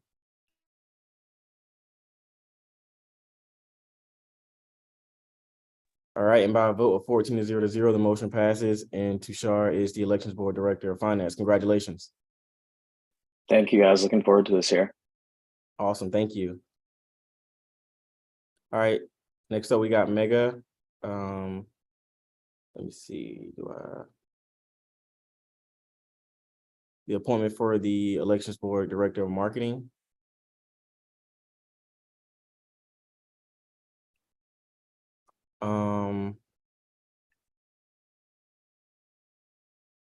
I think, oh yeah, I think they need to be promoted.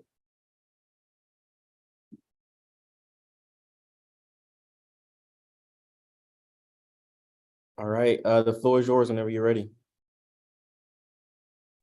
Hi, guys. Thank you so much for taking the time to do this. I know it's been a pretty long process. My name is Megha Gupta. I'm currently a third-year Global Studies major, European Studies minor. My pronouns are she, her, hers, and I'm applying for the Director of Marketing position on the e-board this year. Like Sahara, I've also held a position on the Elections Board since my freshman year, working as a marketing staffer. And last year, I also held the same position, Director of Marketing. I improved a lot of initiatives working forward when transitioning from Zoom and virtual to in-person and hybrid schooling from last year, including increasing our viewership on social media, as well as doing a lot more in-person flyer handouts and in-person promotion through the Daily Bruin as well. I really want to bring a lot more transparency to my role this year, especially given a lot of the social media transgressions last year, as well as working with both potential candidates, the Daily Bruin and the student body to really increase voter turnout, as well as attention to elections and student elections, and really just raising awareness as to what the Elections Board and USAC is responsible for. And I would like to use my role in order to promote as much as I can in the following school year as well. So thank you for having me, and thank you for taking the time. Awesome, thank you for coming. All right, now we're open the floor for questions from council members. Eliana. Thank you so much for being here. So what are at least two specific policies, new policies or changed policies that you're going to be doing? Yeah, of course. Thank you so much, Eliana, for your question. So of the 5 policies that I have, 2 of the most important ones that I want to focus on are media training for all potential candidates and weekly briefings that I would like to introduce through the Daily Bruin. So a lot of what I figured happened last year was improper social media training and just media training in general in terms of how to interact with other candidate campaigns, both online and in person, especially given a lot of slander that we had faced as a board and other potential candidates had faced as well. What I really want to do in my position is make sure all potential candidates understand what it means to run a virtual and in-person campaign properly, whether it be through social media sites such as Instagram, Facebook, and especially Reddit. I know we had a lot of problems with Reddit. And one of the things that I really want to make sure is for us as an e-board to be able to crack down and really work through how we control Reddit posts and things like that to improve on how we prevent slander. Another thing that I really want to improve on is weekly briefings on behalf of the election board through Daily Bruin, which is one of the ways that the student body receives most of their news from USAC. One of the things that I had done last year was work with them to promote a lot of our social media promotions for certain hearings, candidate debates, and just the voting and elections in general. I want to increase that to produce weekly briefings where elections board details everything that they've done in the past week to kind of improve the elections process and what we're doing to improve our transparency with both the student body, candidates, and USAC officers in general as well.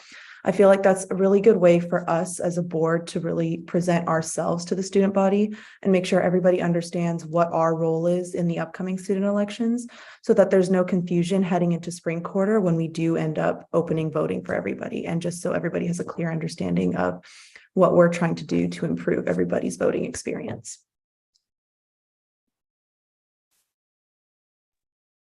Awesome. Do we have any more questions? Eliana. Thank you so much. So,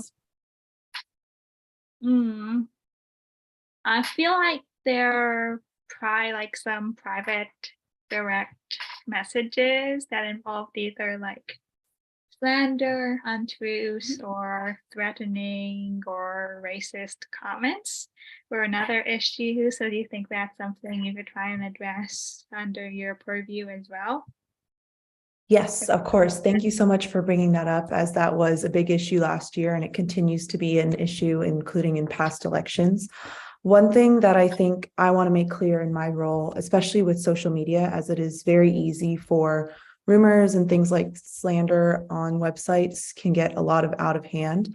I want to do a better job of really working with our director of investigations this year to kind of crack down on how we're properly using social media to promote certain campaigns. And a lot of this that I feel I would be able to present through a media training for all potential candidates, which I feel should be mandatory for all of us to kind of understand the importance of abuse of social media and what that can end up looking like and what that can do to a campaign. And I realized direct messaging and direct messages to both e-board accounts and candidate accounts was a big issue last year. A lot of it got a little bit out of our control. So I really want to work to kind of promote more of an open discussion between e-board and candidates when something like this does happen. So we as a board can work to do what we can do to improve both transparency and communication, especially when dealing with that and bringing it to our director of investigations, just so that we know what's going on and we can do a better job at our jobs to help prevent future transgressions such as direct messaging. Phoebe? Yeah, typing my question in the chat for you to answer. Yeah, when encouraging students to vote, what messaging do you hope to relay to encourage them their vote matters, whether that be like through social media or the briefings? Yeah, so honestly, I would hope to encourage them in any way possible, whether that be in person, virtually, social media, what have you. Really, to me, to really encourage them that their vote does indeed matter would just be to understand what it is that USAC does and how they work to improve the student body and the student body's experiences on UCLA's campus. I feel like a big problem in terms of elections and just student government in general is a lot of people don't really understand what USAC officers do and what they are in charge of in terms of how it affects their lives. I've learned that a lot of people don't really care unless it directly affects them. So one of the things that I would really want to make sure is very clear is what each candidate does and what each USAC position does to work to improve both UCLA's campus and the student body's experience. I feel like placing a bigger emphasis on how their vote changes who's in office and changes what initiatives are going to be passed and not passed will really make a bigger impact on who is coming out and who's turning up to vote, especially if people care about a lot of the issues that are brought forth to USAC, as we've seen in past hearings and other past presentations that USAC has overheard as well. And I think that also goes through with the resolutions, things that have not really been passed either because people didn't really understand them or they just couldn't be bothered with the time to understand them. So I want to make it a lot easier for people to really understand what it means to vote and why it is that their vote matters in the long run in terms of their time spent at UCLA.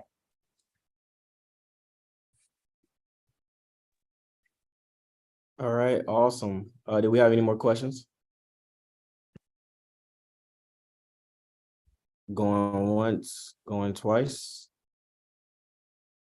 All right, you're free to give your closing statement.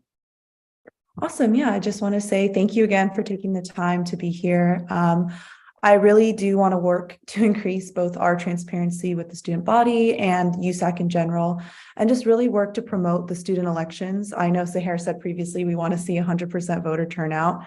And I really want to work to achieve the goals we have to really make a better student election process, both as USAC officers and elections board and the student body. And I really feel like a lot of my initiatives will work towards that goal to make a clearer and fairer election process this year. So thank you so much. Awesome. Thank you so much. All right, next up we have ARC's recommendation.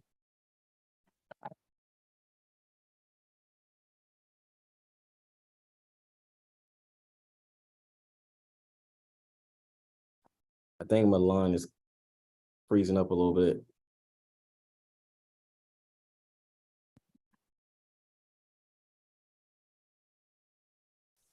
Hello, Milan?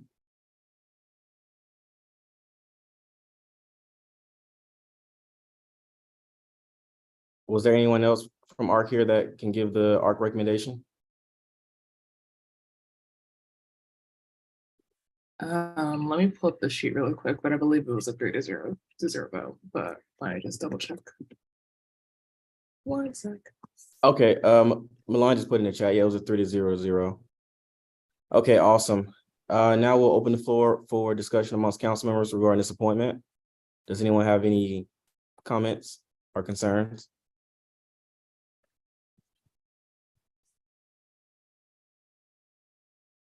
I definitely appreciate like the specific policies and she's proposed. I think that's very helpful. Okay, awesome. Yeah, also you're good, Milan. We understand. I got to turn my video off too because I was freezing up. So, all right. If we don't have any more questions or any concerns or comments, can we get a motion? I move to approve Mega as the elections board director of marketing. I second. Sarah, motion, 1 second. All in favor, please raise your hand.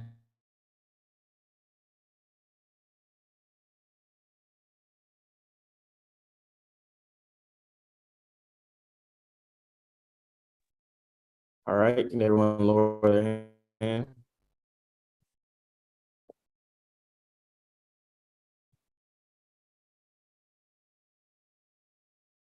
Theodore, can you lower your hand? All right, all abstaining, please raise your hand.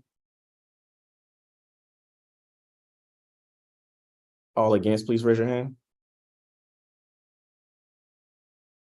All right, one person didn't vote. Maybe they're having Wi-Fi issues. But by a vote of 13-0, the motion passes and Mega is the new elections board director of marketing. Congratulations. Thank you so much. Thank you for coming. All right, next up, we have the elections board director of investigations. Let me see, have we promoted? Oh, there you go. Hey, how you doing? It's Mer, or is it Mir or Mer? Maher. Mayor. Okay, awesome. Hey, nice to meet you. And the floor is yours. Hello, everybody. I am Maher Aratunian. I am a 4th-year political science major, also pursuing a Russian studies minor. I use he, him, his pronouns, and I've applied to serve as the Elections Board's Director of Investigations this year. Thank you all for taking the time to interview me. I know it's late in the quarter and everyone is super busy, but I'm thankful that the candidate selection and vetting process has been very transparent and as smooth as possible given the circumstances. I really appreciate the opportunity. Last year, I served as an investigation staffer before I was promoted to the position of Assistant Director of Investigations early in the spring quarter. I have leadership experience serving on the executive boards of a number of on-campus clubs and other student organizations. And I have experience working hands-on at every level of the investigations process. And this has taught me about some of the institutional norms of the Elections Board while also inspiring me to develop some specific policies and reforms based on the lessons that the Investigations Committee and the Elections Board learned. Of course, it's very important for us to acknowledge any shortcomings of the committee and of the Elections Board from last year. And it's very important in order to be accountable and reliable administrators to learn from those mistakes and make sure that they are not repeated. And I would be happy to answer any questions about my qualifications or my specific plans for the Investigations Committee. Thank you. All right, awesome. Now we'll open the floor for questions from council members. Eliana. Thank you so much, Mer. So my question is, I don't know for sure, but I feel like the investigations got started pretty late last year. While I know for a fact that the root causes were going on earlier. So would you be planning on like publicizing the people starting, I don't know, March, February, whenever preparations for elections are getting started, that they're welcome to take any elections related issues to you at any point and you'll start investigating immediately? Thank you for the question. And yeah, it's a really important one because it's important that a lot of the root causes are addressed early and that we don't wait to be punitive, but rather address them as early as possible. So absolutely, the staffer recruitment process has been ongoing, and we should have a team. And I'm very happy that we're getting this done in fall quarter so that we can really start early in winter quarter and publicize the relevant information, making sure that we have a good team and a rapport that's already built among our staffers that we can use to immediately begin the work at investigating any claims that are made and making sure that everybody understands what the investigations committee is here to do and what the elections board is here to do. Thank you. Appreciate it. Hey, Yami. Yeah, hello again. My question is, I know you mentioned just previously right now in your opening statement that you've had previous executive roles in various clubs and organizations. What does your time commitment look like for winter and spring quarter this upcoming, academic year? I'm so glad you asked. Thank you for the question. I know that the investigations committee tends to be very labor intensive. There's a lot of work. There's a lot of complaints that come our way. And so it's important that, I have the open time to actually dedicate to make sure that everything is smooth and reliable and consistent. So actually, thankfully, my winter and spring quarters are going to be actually the lightest quarters here I've taken at UCLA. So I'm a senior. I have my major classes all wrapped up, all my minor requirements wrapped up. So I'm really, focusing on this role in particular. I also serve on the UCLA Armenian Students Association's executive board as the political committee chair. And there we typically see our fall quarter is really our busiest quarter. It's when we get everybody to sign up. And so winter and spring have in particular been very light in that organization. And so that gives me the opportunity to really 100% be committed to this role. And I'm also working on a senior thesis right now, and that's been taking up a lot of my fall quarter, but by winter and spring, that's already going to be submitted. And so I will, again, be 100% focused on this.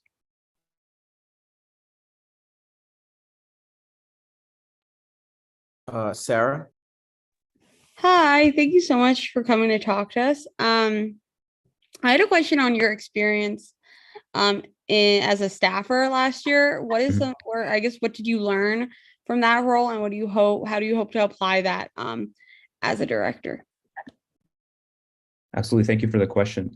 I think that being a staffer really gave me the opportunity to see how the investigations committee is meant to run. I learned that it's really important to build a good rapport with the team. I think things really tended to go a lot smoother when everybody knew each other, that there was a very positive environment, and that people, especially, and I think this is very important, felt that it was an open environment, that if there were certain suggestions about things that we needed to do differently, or specific things that, there were certain shortcomings on, that people are open to kind of break that atmosphere of groupthink. I think it's really important to also develop kind of those interpersonal bonds, because a lot of the time in these institutions, what tends to happen is things kind of get hand waved, and nobody is really wants to be the person that breaks that atmosphere. But I think making sure that staffers know each other well and that there's a good team dynamic really helps also ensure a good quality end product, and one of the things that our previous director of investigations did was to have a kind of test, a kind of trial run where it was a fictional case. It used character names from Game of Thrones, and it was kind of just a fabricated case that it would allow people to kind of identify their strengths. And so based on the kind of dummy notices of finding that were drafted, we were able to all see who's, what individual staffers were really good at and what some needed some extra work on. So that's something that I'm planning on continuing and also adding to make sure that there's also a questionnaire for staffers. I want to be cognizant of the fact that people have different motivations for getting involved in the investigations committee. That there's certain specific things that they want to be involved in based on their background, based on their past experiences, and based on their career goals and aspirations. And I want to identify those and make sure that people are doing things that they're passionate in. That if somebody is specifically interested in the graphic side of things, the approval forms, that task is delegated to them. And also, if let's say somebody is pre-law and they really want to get experience on the more nitty-gritty legal side of it, figuring out how to apply certain portions of our elections code, that task is delegated to them. So really taking a more hands-on approach as a leader, ensuring that there's a good rapport built among the team, and that each staffer gets delegated tasks that they are themselves passionate and strong at. I think those are the main takeaways from last year, and I kind of throw in some things that I'm prepared to change to make sure that the team works well. All right, awesome. I think it was, oh yeah, Juan. Thank you so much for joining us today. I have a question regarding kind of just like your insight and dynamic in your role if you were to be appointed as investigations chair director. I wanted to know how you define accountability and how you see accountability in this election process when certain issues can become kind of like complex and maybe go above what is defined in like the bylaws or existing rules and procedures. Thank you so much for the question. It's a really important one. I think accountability is exceptionally important, especially considering what we've seen in terms of the student feedback from what occurred last year. So learning from mistakes and acknowledging them. And like you mentioned, there's an issue when things tend to expand beyond the bylaws and beyond the elections code. Being very open and transparent early on about what the expectations should be from the student population regarding the investigations committee and the elections board would, I think, go a long way in, first of all, putting down a specific record for us that we can later be held to. That I think we need to be very open to criticism and learn from the mistakes of the past and ensure that everything is being properly redressed. Of course, everything has the elections board, everything is approved by my name. So everything will be, of course, have my name on it. So it's very important to me that a lot of the complaints are properly, of course, investigated, but also some of the feedback is heard. And I think that's key in accountability. It's not a one-way street. It's really a dialogue, because in these kinds of institutions, what tends to happen sometimes is that important perspectives are kind of left out of the conversation. I think being transparent and open to hearing people out, and whether that is initially, of course, we will be working together to ensure that any changes to the social media guidelines or the e-code that the council members have or that the general public has are being made, but also throughout the process, if there's certain snags that we run into, being transparent about those and then changing those and reforming those and making sure that, accountability doesn't just mean that we do something and we don't learn from it and then we apply the same consistent wrong approach. It's important that we really demonstrate that we are going to be making the institutional changes that are required to prevent things from happening, rather than just dealing with the problems afterwards. Thank you for the question. All right, awesome. All right, do we have any more questions? I think we got room for one more, if anyone has one. Going once, going twice. All right, you're free to give your closing statement. Hello, everybody. Thank you so much for interviewing me today. I think the Elections Board has a historic opportunity this year to learn from last year's elections administration and to ensure that we have a smooth, trustworthy, and positive election season. My experience on the investigations committee gives me the knowledge of both the long-running institutional traditions that have governed the process, but also gives me the eye for future reforms that can really prevent some of the shortcomings of past years. There are specific changes that I have already prepared for the social media guidelines, some of our policies regarding Reddit, and I hope to share those with you if confirmed. And we have a real chance at balancing reform and stability and ensuring that we don't repeat any previous mistakes and that we more successfully contribute to an open, equal democratic spirit among our student community. Thank you, everybody, again. Awesome. Thank you so much for coming. All right, next up we have ARC's recommendation.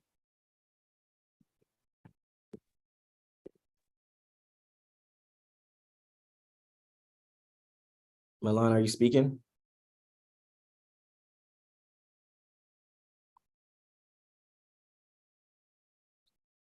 Okay. Yeah, Milan. Okay, so Milan say they ARC approved them with a 3-0 vote. All right, now we'll open the floor for discussion amongst council members. Does anyone have any concerns or comments about the potential appointee?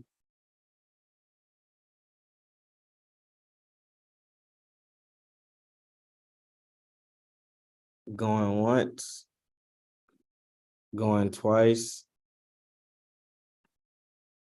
All right, can we get a motion? I move to approve Meher as the Elections Board Director of Investigations. I I'll second. second. All right, Sarah, motion, 1 second. All in favor, please raise your hand.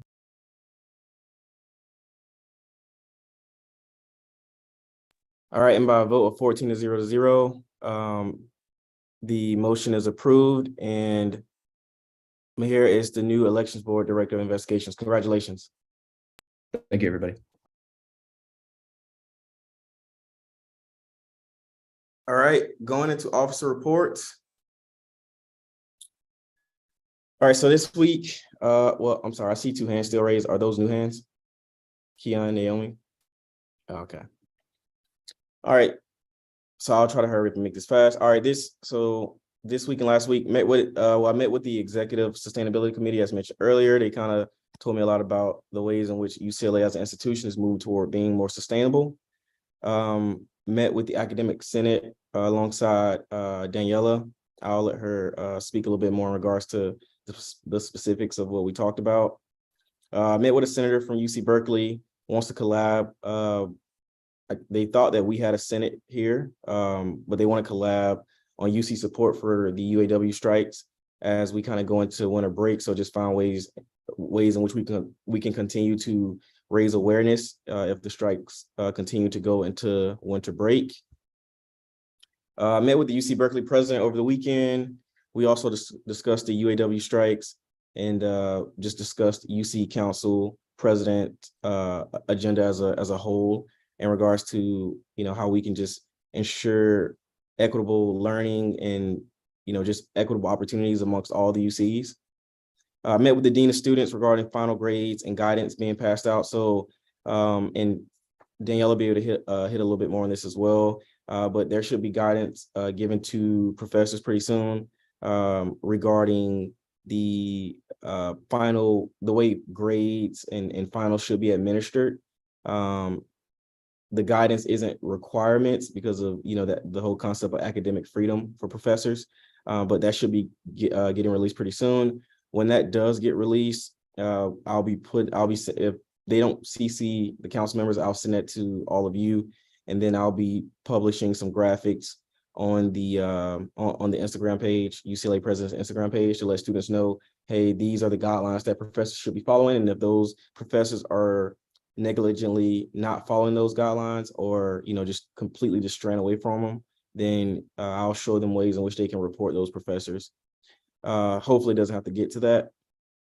Held a cabinet meeting, and then I guess the next few things are the UCLA Committee on LGBTQ+ Affairs is looking for 2 undergraduate members for appointments. So if any of you have anyone that want to serve on the committee, or I'm sure you as well could probably serve on the committee if you wanted to, then please have them apply. I have the point of contact for that. And then I spoke with, I can't think of his name, but there's a student group conduct board, which is looking for a total of 8 appointments. 1 is appointed by me, and the other 7 are appointed by the Vice Chancellor of Student Affairs. So if you know anyone, tell them to apply. And yeah, we can get that going. And then the final thing is the student body email. So I think everyone who wants to sent something out has already kind of added to the document. We're probably going to have to shorten it because there's a lot. I know a lot of council members, I know there's a lot from the offices that you want to kind of put out, but we got to get straight into the point. We got a lot of photos and paragraphs in it.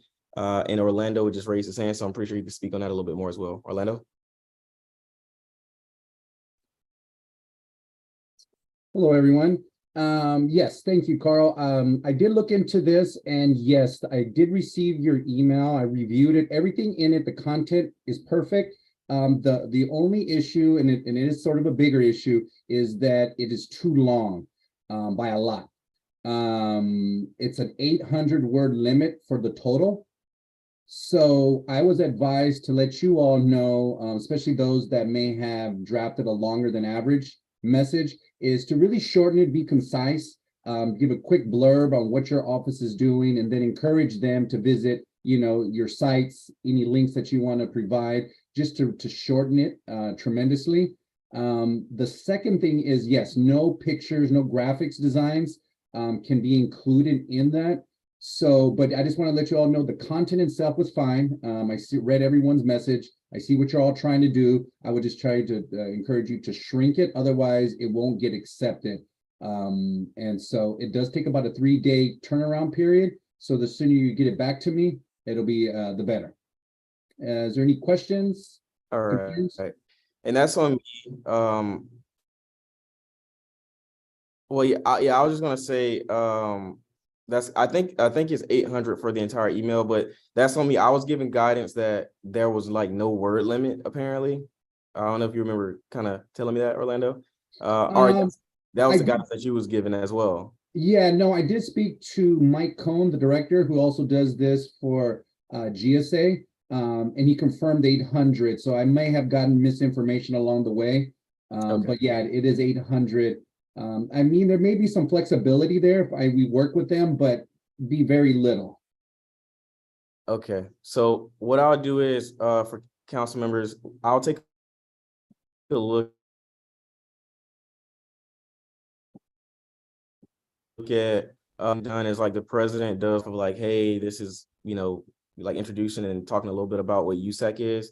And then like he said, you'll say like, hey, these are the resources from other offices. So I'll work with all the council members because I know everyone didn't even type on the document, but I'll work with council members to make sure that everyone gets what they really need to get out. So that, everyone can get their message out there and their voice can be heard. So we'll work on that together. Okay. And yeah, that's all I have. IVP. I don't know if your audio is working, Milan, but Wait, can everyone hear me now? oh yeah, there you go. Okay, perfect. I just moved somewhere else. I think internet is really, really bad on campus. But that's okay. We're living through it. But for my officer report, so we interviewed the individuals for elections board for ARC. So that's what we did for ARC, for my office. So we have our True Bruins Raise Awards event that we're still planning for next quarter. But the one thing that we really need right now is for people to nominate other individuals who so basically the award is if you like see someone, if you had someone like help you, you can nominate them for like going above and beyond and upholding like the True Bruin values. So there's the website link. Nominations close this Friday. So if you know anyone who's interested in applying for this award, you get $50, I think, if you do win it, and then you get a nice like banquet as well. So please share that link. And there's also like the graphic on our Instagram page because they're really looking for more nominations so that we can choose individuals and see like, I don't know, uplift the individuals who have been able to uphold these Bruin values. And then we also have the ASU CLA t-shirt contest. And I know that last week I said that it was open, but it wasn't, but now it should be open. You can vote on your favorite designs for the ASU CLA t-shirt contest. I think it should be there if you go into the ASU CLA store. Voting is open until December 2nd. So make sure everyone votes so that we can get a cute like t-shirt for like the winner. Other than that, we also have the off-campus living fair. We're still working on booking Bruin Plaza. I believe it's already booked and it's just pending approval. And we're applying for funding. And then we heard from some landlords and other housing initiatives like Brew and Shelter who might be interested in showing up at our fair. So just keep an eye out for more information about that next quarter. And then lastly, we're meeting with we're meeting again with UCLA's Office of Scholarships and Student Support Initiatives to discuss the Housing Relief Fund. We're meeting with them tomorrow to see if how we can make this fund better and so that we can raise more money for our Housing Relief Fund. But that should be all. It's not too long this time around. So I'll pass it off to Divine. Yeah. So for this week, we don't have too much. It was Thanksgiving. Also hope you guys all had a great Thanksgiving break.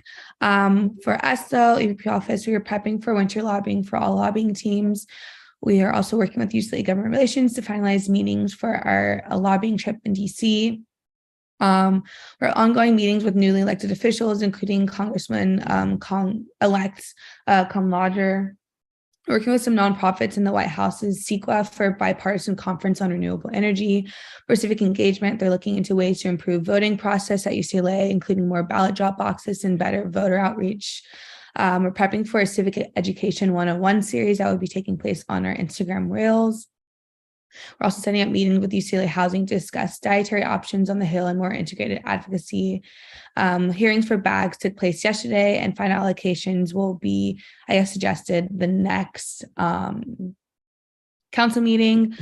We are still securing folks for Lobby Corps. I thank you for those that reached out to me saying they're interested. If any of you are interested for Lobby Corps, please let me know, as well as interest form for SOCC. I'm putting that in the chat. Again, if you know anyone that's interested, or if you are interested in participating, it literally takes 5 seconds to fill out the form, and it's January 20th to 23rd in Davis. Again, all expense paid for. I can't reiterate that. I don't know who wouldn't want to go on a free trip. Why not? And last but not least, we had our last all staff meeting for the fall yesterday, where our local director, Evan, gave an amazing presentation on the history of transportation in Los Angeles and ways that we are working with other organizations to support proper infrastructure in terms of transportation. And that is it for me. Awesome. Gen Rep 3. Thanks. Yeah, so Naomi and Phoebe and I did the USAC CE agreement that we talked about earlier. So that was cool. We had our event with Denise Oliver Velez. We'll be putting that in the student body email. Check it out. It was really cool. I'll put it in Slack also. I met with Teresa, the RISE director, today, and she's awesome. And we're planning to set up a quarterly RISE event on internet addiction and promoting health in that field, as well as a group therapy session, ongoing group therapy program with CAPS. So excited about that. I helped write up that LA Times editorial, possible.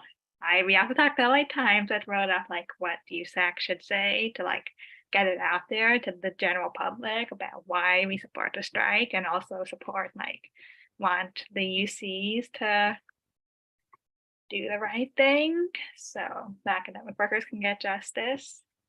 What else?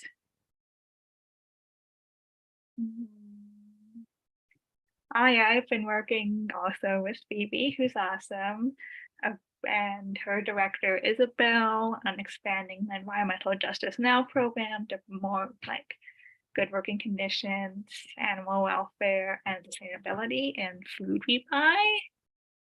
And yeah, I think that's all. Appreciate y'all. Always an honor working with you. All right. Next up, Community Service Commissioner. Hi, everyone. So for this week for the Community Service Commission, we are meeting with CalPERT to further plan the advertising and all the fun stuff for the winter quarter fundraiser event for the food bank. Several of our directors are also preparing for nonprofit networking night that is coming up next quarter, as well as the Homeless Awareness Week that's happening, I believe, early quarter. And me and other directors are also planning a winter quarter service conference that we will be inviting several of you council members to join the planning process soon. And I also wanted to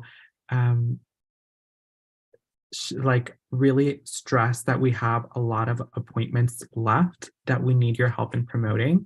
And I know it's finals week is approaching, but we have so many seats that need to be filled. So if there's any student that has like any remote interest, please try to push it out as much as possible among your group meets for classes, group chats for different orgs.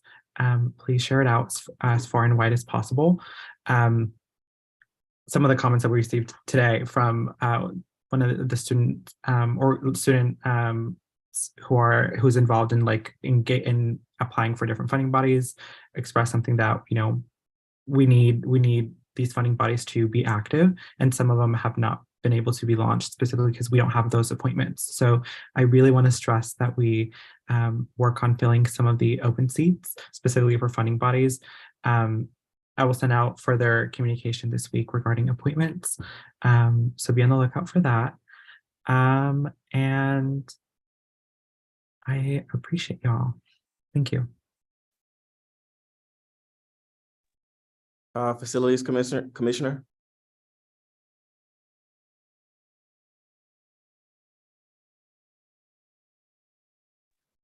Hi. So for this week, we had our general meeting where I got to review all of the work that people have been doing this quarter. So we have had an outdoor space appreciation event for one of our building our space committees.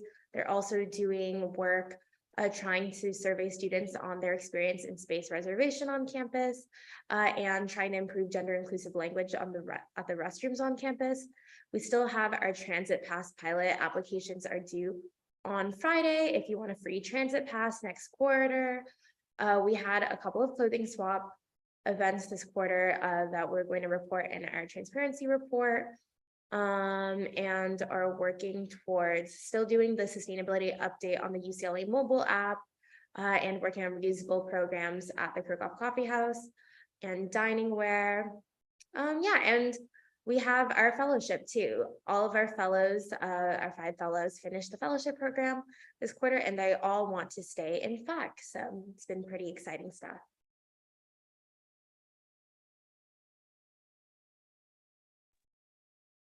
Financial Supports Commissioner. Hi, y'all.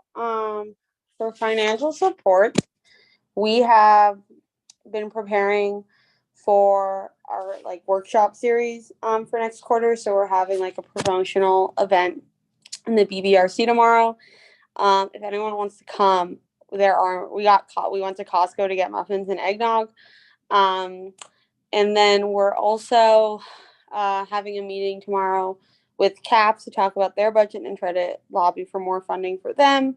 We're also starting to collect back goggles, lab coats, and eye clickers that we returned out, and then probably we'll try to get ahead for advertising for next quarter, so more people know about the program, so more people can take advantage of it. And then I think that's pretty much it for now. But yeah, again, like a lot of the work is due to my wonderful directors, and they're awesome. Student Wellness Commissioner. Oh wait, that's written. I guess we just gotta hyperlink that.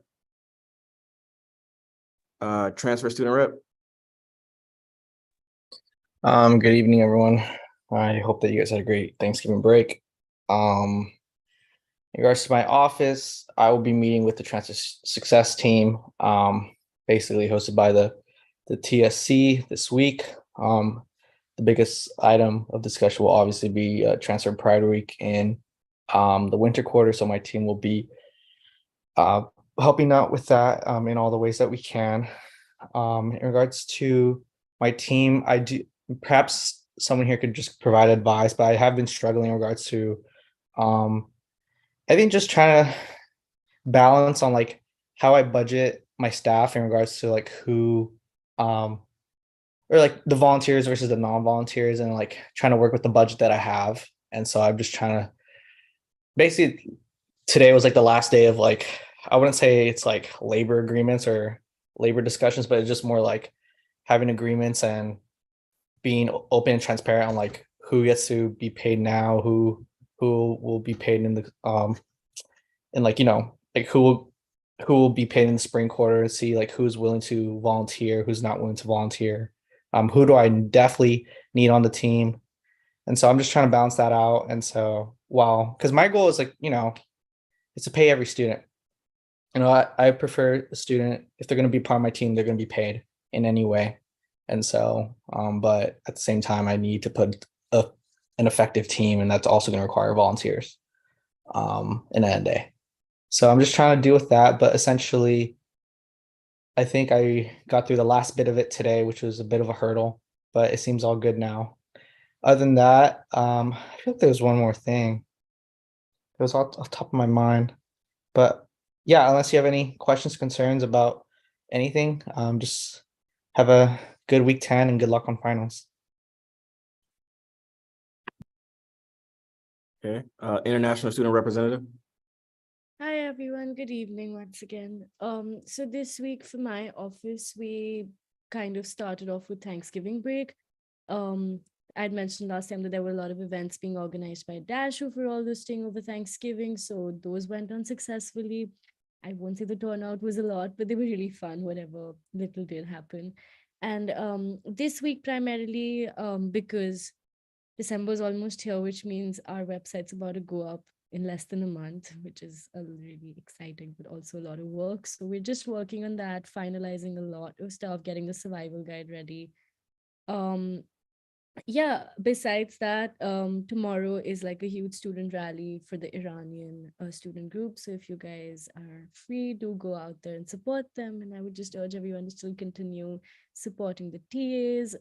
There's been a lot, I don't know if this is the right time to bring it up, but there's been a lot of like chatter around me as well that like, because so many discussion sessions have been canceled, like grading and things are becoming like a huge issue. So if there is something we could do as a council, like work that out, that would be really nice. But yeah, that's about it from my office for this week, and really excited to see what everyone's done and will be doing. Thank you.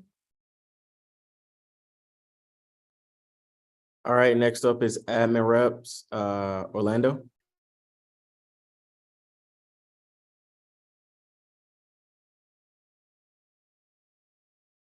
Sorry, I got a slow computer. Hold on one second.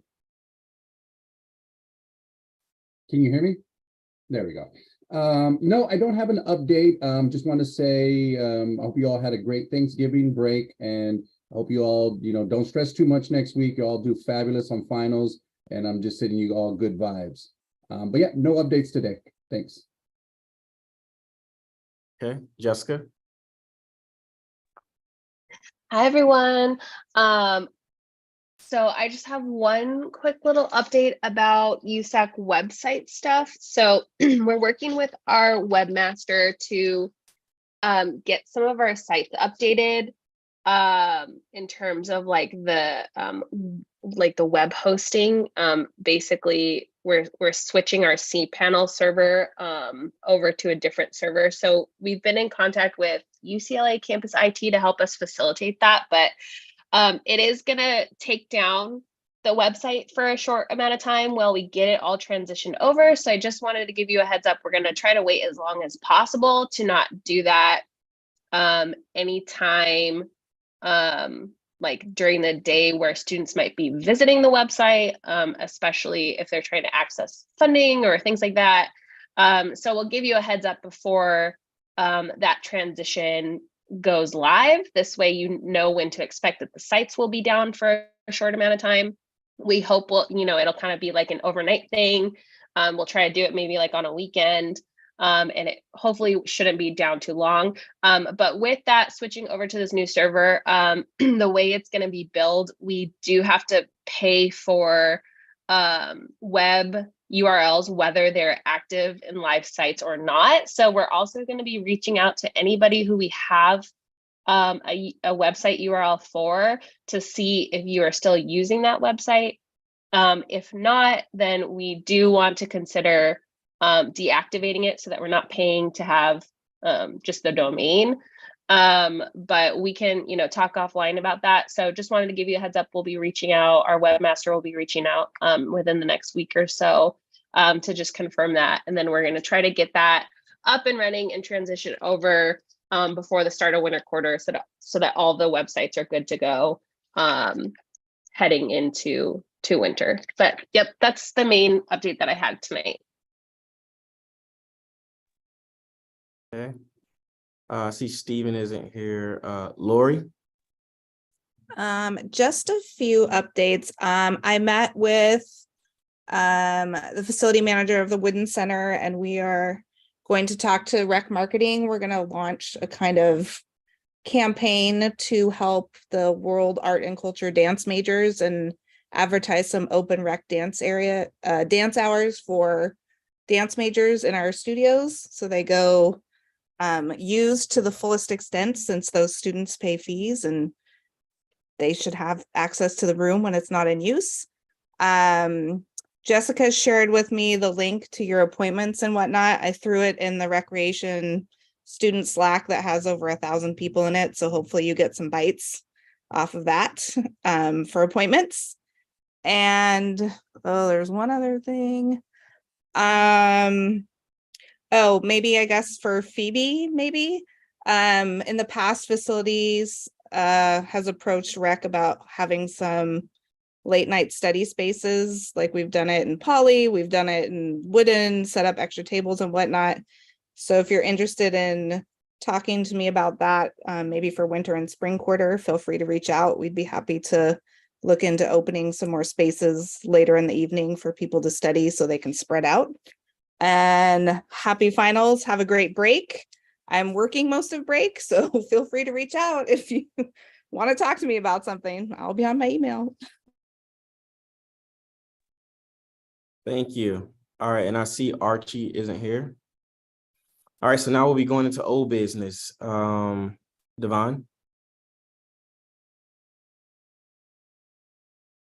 Hi, can you hear me? Sorry, I was struggling to find the unmute button.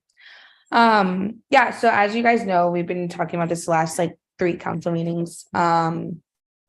This is the resolution. Also wanted to give a really, really big shout out to Ileana for messaging, getting in contact with her colleague / friend in UAW.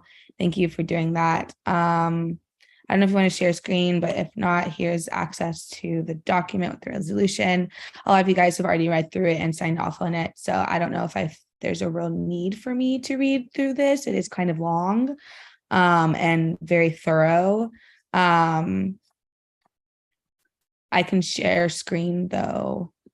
Yes. Big shout out to Chloe as well. Yeah, if you guys wanted to, I'll give you guys a couple seconds to read through it instead of hearing my raspy voice go in and out. And then we can rejoin.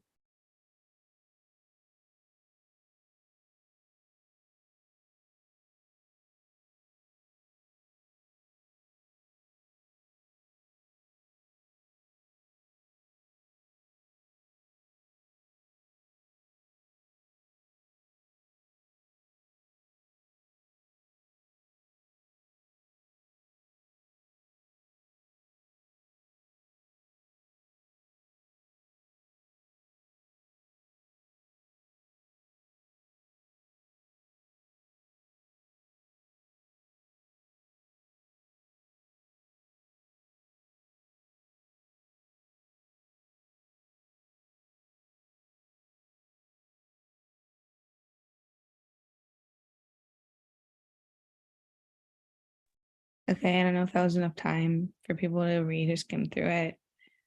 Yes, no, maybe so. Sure. Okay, I'm gonna say take that as yes. With that being said, Yeah, I mean, the resolution is pretty straightforward, very in-depth with research about what's happening. I think the most important aspects of it is like the asks that we're requesting, specifically the asks that UAW are demanding. I think we're all in solidarity of just making sure academic workers are properly compensated for the long hours and work that they put in, and obviously, especially including the strike that's been happening as well. Yeah, are there any questions, thoughts, concerns, comments? Okay, cool. I'll hand it back to you, Carl. Thank you guys all also for the research and work you put into the resolution as well. Awesome. Thank you. Great work on this, Devon. Can we get a motion? I move to approve a resolution in support of UC academic workers participating in the United Auto Workers Union strike. I second. All right. Sarah motions, Theodore seconds. All in favor, please raise your hand. And by a vote of 14-0, the motion passes. And the resolution support in solidarity with UC academic workers is approved. Also, Awesome. really quickly, sorry, before we move on, I put in the chat, but also wanted to give a really big shout out to my directors for putting in the work for this resolution as well. Thank you. Sorry. Awesome. Thank you. All right. Now new business session to build USAC accountability. Eliana, the floor is yours. Thank you. First of all, Daniela, we do have like a op-ed we're trying to do. We can kind of do publicity.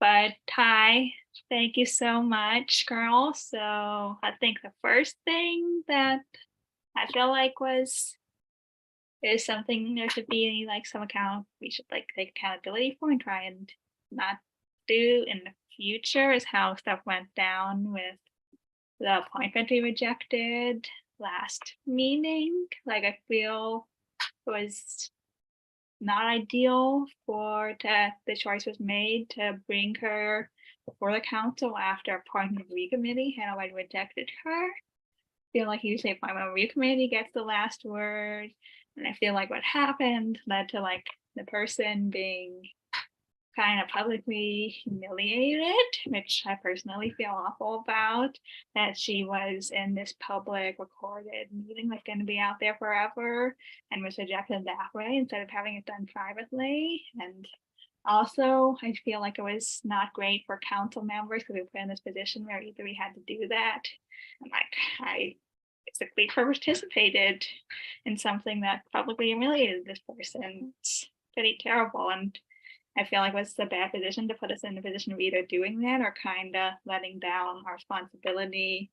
I'm not saying that the council people who did support or abstain from her let down their responsibility, but for those of us who did feel like that this was not an appropriate nomination, we kind of had to either let someone who we felt was not gonna properly serve the public and use the public money get nominated, or have this thing where she was publicly humiliated. And also I think there was a feeling just that there was a pressure on the council.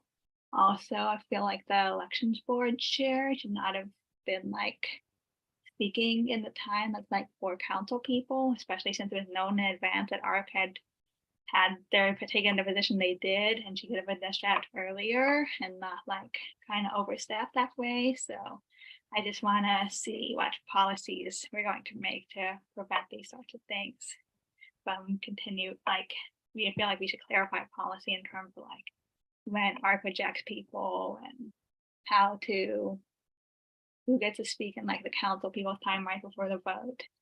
I feel like we get to clarify that. Yeah, Sarah, I'll let you go next. I just want to address something real quick. So thank you for your concern on this, Eliana. In regards to ARC having the final say-so over an appointment, that's not true per the bylaws, per the Constitution. ARC is an appointments review committee, so they review the appointment. If any council member here puts forward an appointment and they go to ARC and ARC says, hey, we don't approve this person, they disapprove this person, then it is upon that council member or whoever puts the appointment forward to decide whether they should put a new candidate forward through ARC or if they would like that person to be reviewed by the greater council.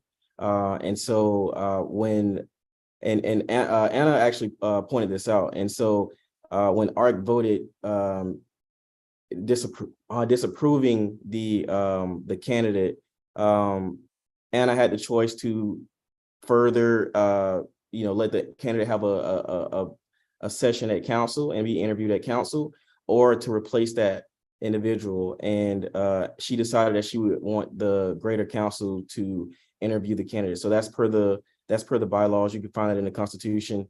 It's a checks and balances thing. Like as mentioned before, ARC isn't the final say so. Jessica, I know you probably can add to that as well, because we've had this come up before. This isn't the first time that someone has been disapproved or not had a there's been people who they've done no recommendation at all, and those individuals still come to council, and they have their day in front of council, and council decides whether they want to go forward with them. To your second point, for Anna speaking during public comment, as the president, to be honest with you, I don't have a lot of power. I got like veto power over the budget. I make like 3 unstipended appointments. But one of the main powers I have is being the chair of these meetings per the Constitution and per the bylaws. We use Robert Rules of Order. And so not only do I have I have the right per the Constitution and bylaws to give an individual time to speak. And I think specifically what you're referring to, when Anna did speak after the individual went, another council member, I think it was Daniela, was like, "Hey, Carl, I think Anna wants to speak, if I recall correctly." And I was like, "Oh, okay, sure, yeah. Anna, you want to say something about this?" So yeah, I understand what you're saying in regards to that. Definitely don't want to make it seem like anyone's getting any favoritism when they come to council, because that's just not true. It's categorically false. And as I stated before, I didn't even realize that Anna was trying to speak, but another council member pointed it out. I was like, "Hey, I think she wants to say something." And so I think it was just in me, giving her an opportunity to speak. So thank you for your concerns, though. Sarah? Hi y'all. I'm just gonna, I don't know if this is something we can change. I'm just gonna offer a suggestion. Because I think one of the big issues that Eliana pointed out was just us deliberating in front of Liana, and I think that has so one, deliberating in front of Liana, and that has become, I think, probably a bigger issue now that we're on Zoom rather than in person. So I think how it should work in terms of deliberation, I haven't read the bylaws, so I don't know if we're allowed to do this, but I think there should be some way, either like some way if like the candidate can go in a breakout room or something, but if council is deliberating in front of them, I think it, one, makes it sort of just uncomfortable for everyone, and 2, makes it so council members feel like, one, they can't speak freely, or you have a situation where there were like Liana was just put in an awkward position.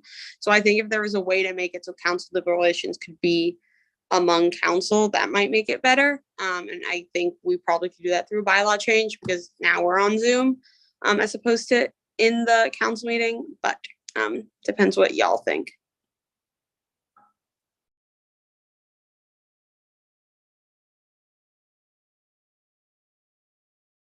Yeah, I think actually I like that. I think that's a great idea that we put the person in. I mean, we could put them in a breakout room, but we're still going to be live, so they can go back and rewatch it, I guess.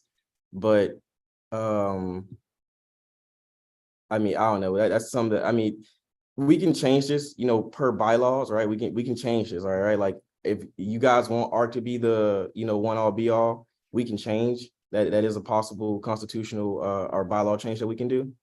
But it's just up to y'all. So I think I seen Juan, you got your hand raised first. Yeah, sorry, I don't want to move on from this Sarah's suggestion. I don't know if we want to make a conversation, but I have another topic that I want to bring up. Okay, awesome. Milan?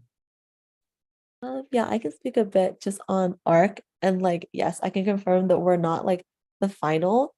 So Anna did call me to kind of like see where Liana like was lacking, and then she decided to bring her to council regardless, which is okay and completely fine.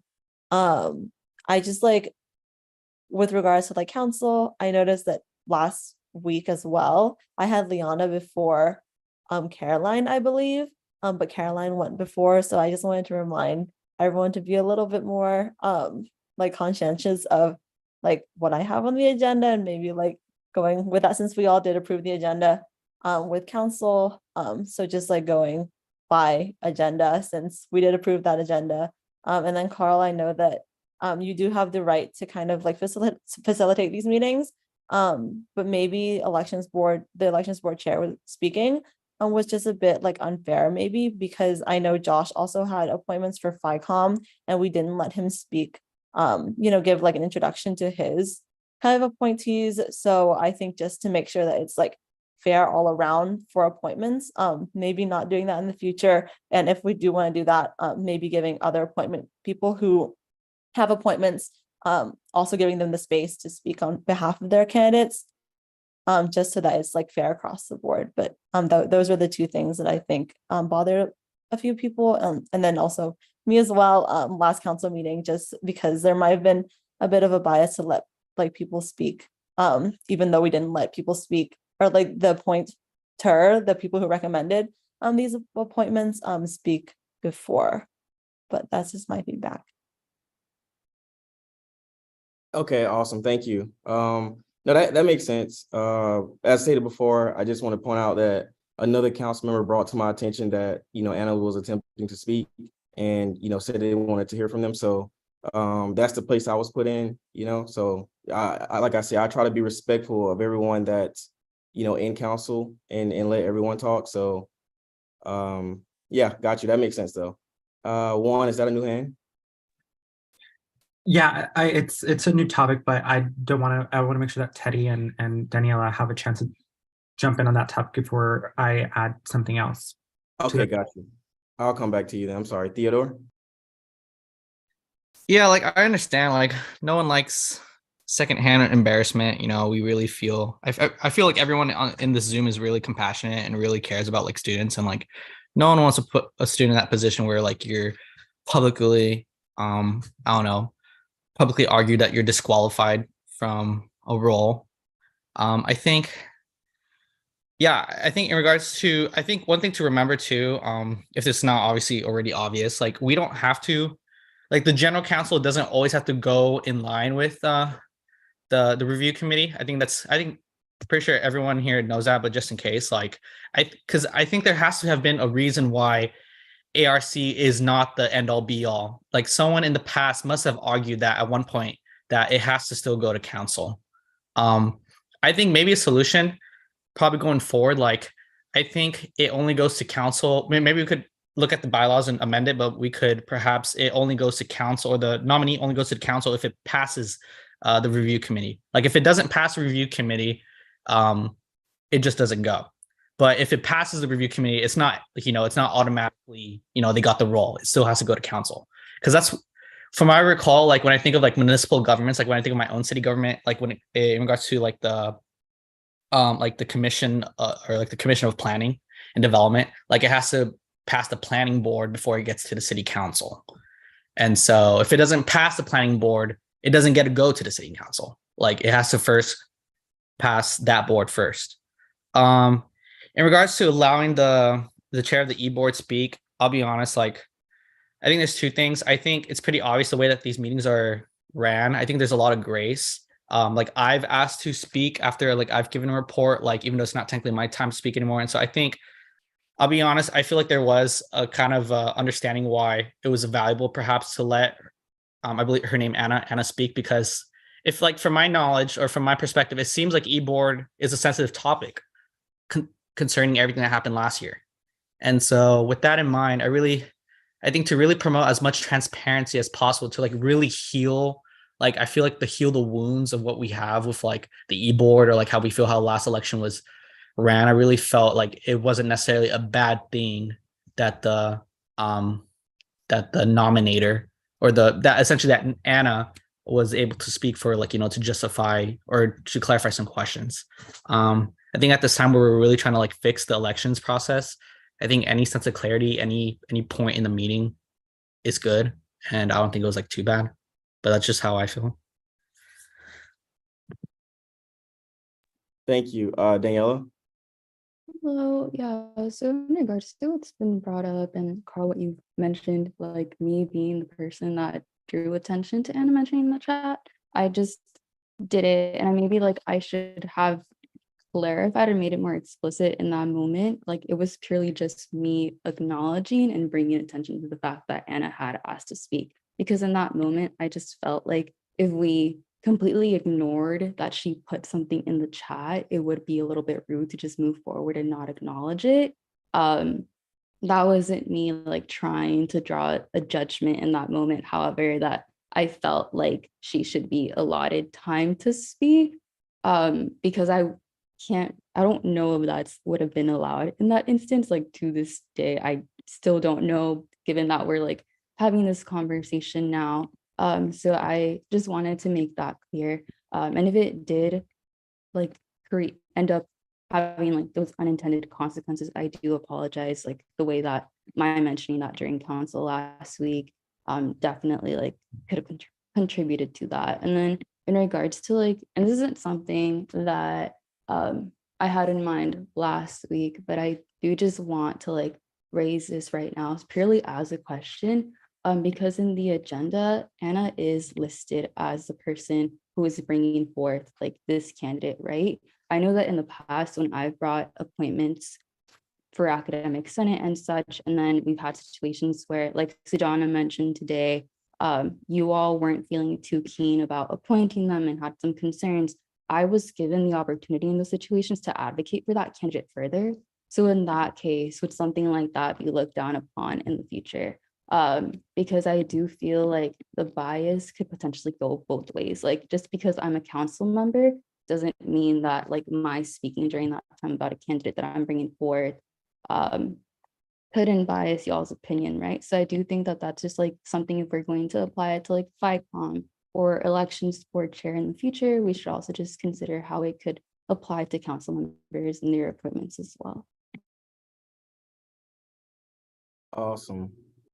Thank you. Next up, we got Phoebe. Yeah, my main point of concern that I wanted to bring up eventually, given that we're on the topic of accountability, is mainly in regard to the working group regarding the CAE resolution passed a couple weeks ago. So I might bring that up later, but I did want to raise a question about just ARC in general as a decision-making body, because I know that the bylaws do say that they're a recommending body and still bring them to council. But I do recall, at least for you, Teddy, just because I wanted to get more clarification on your thought process behind ARC and bringing our candidates to council. I remember one time in your office hours, we were discussing one time about potentially if there's unanimous voting on ARC, that you felt that maybe it wasn't as necessary to I don't know, push a candidate through council just so that we could save time in council meetings to discuss on other matters, given that a lot of the candidates that we pass through ARC tend to get passed through council anyway. Or instead of having them as action items, we have them as consent items. I just wanted to recall your thoughts on that, and my apologies if I brought up something that you don't know no longer stand with. Can I speak, Carl? Yeah, Divine, you next. I'm sorry. All right. Theodore, speak with Divine. Yeah. Speak after Divine? No, go ahead now. Oh, okay. Yeah. No, that's cool, Phoebe. We're all cool. We're all good in the hood. Essentially, basically, yeah. Well, that was probably week 3, week 2. I think at that time, yeah, I felt that way because I think we kind of trust the opinions of the ARC.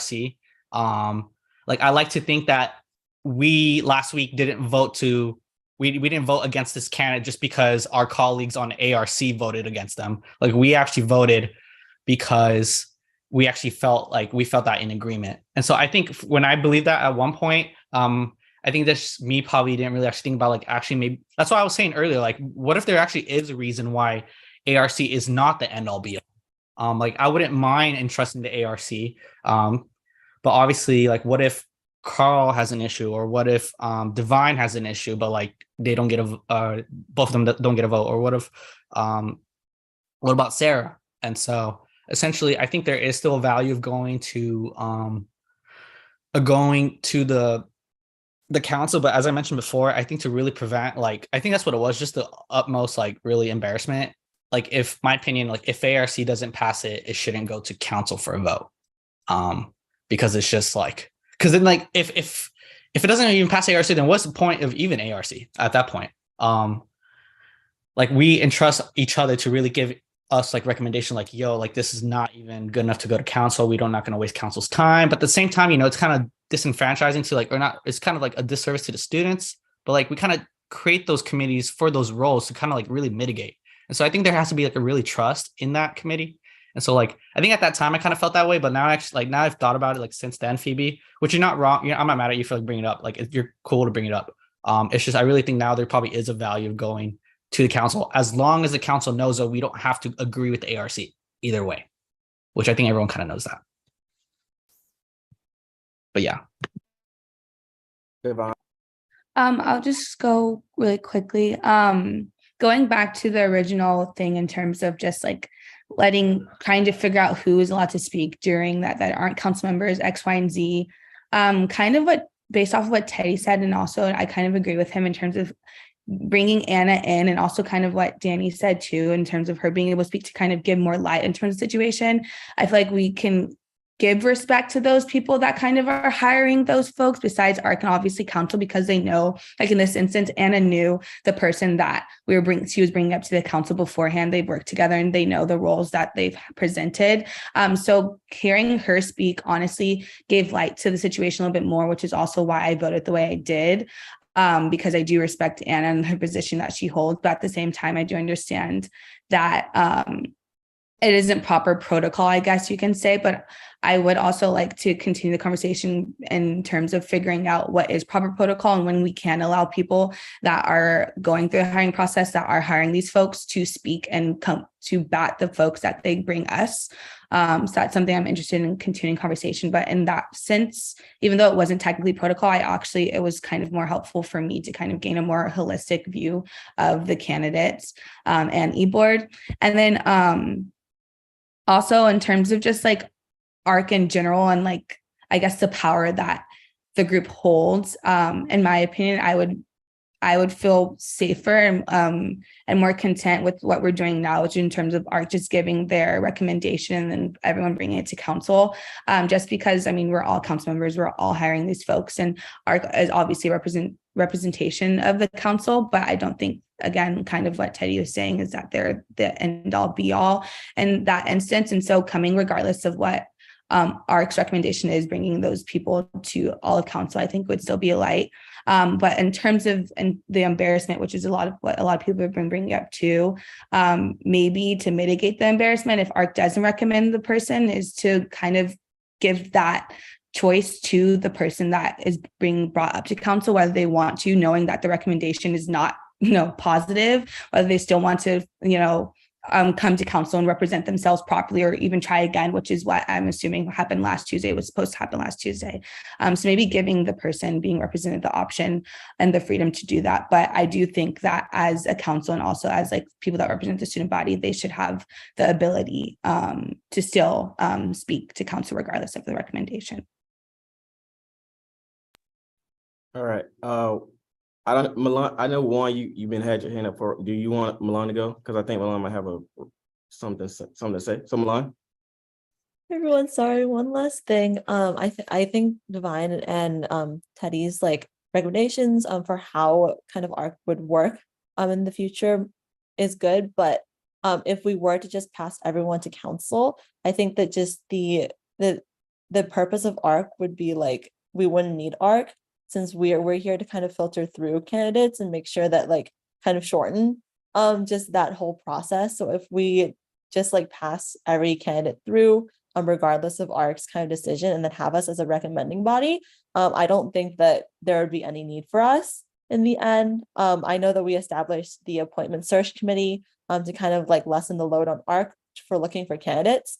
But because of that body, we no longer have to filter through multiple candidates to interview.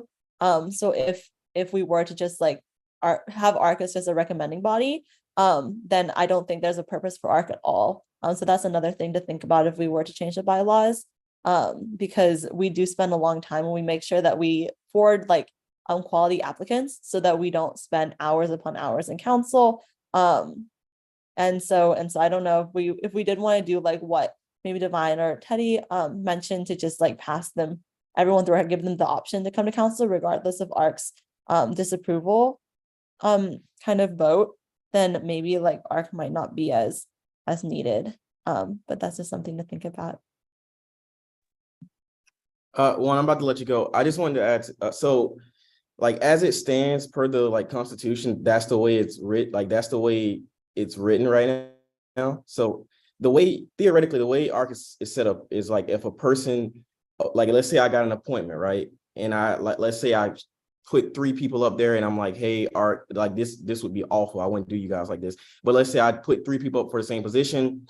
ARC, give me the best one, right? If you do 3 out of 3 out of all of them, I'll choose which one goes to council, right? Or if you do 3 out of 0 and then 2 to 1 for 2 of them, then obviously it'd be smart for me to go with the 300 person. So this is the way it currently is set up. It's like per the bylaws, it's currently set up that regardless of if a person is approved or disapproved through ARC, that person will still go to council.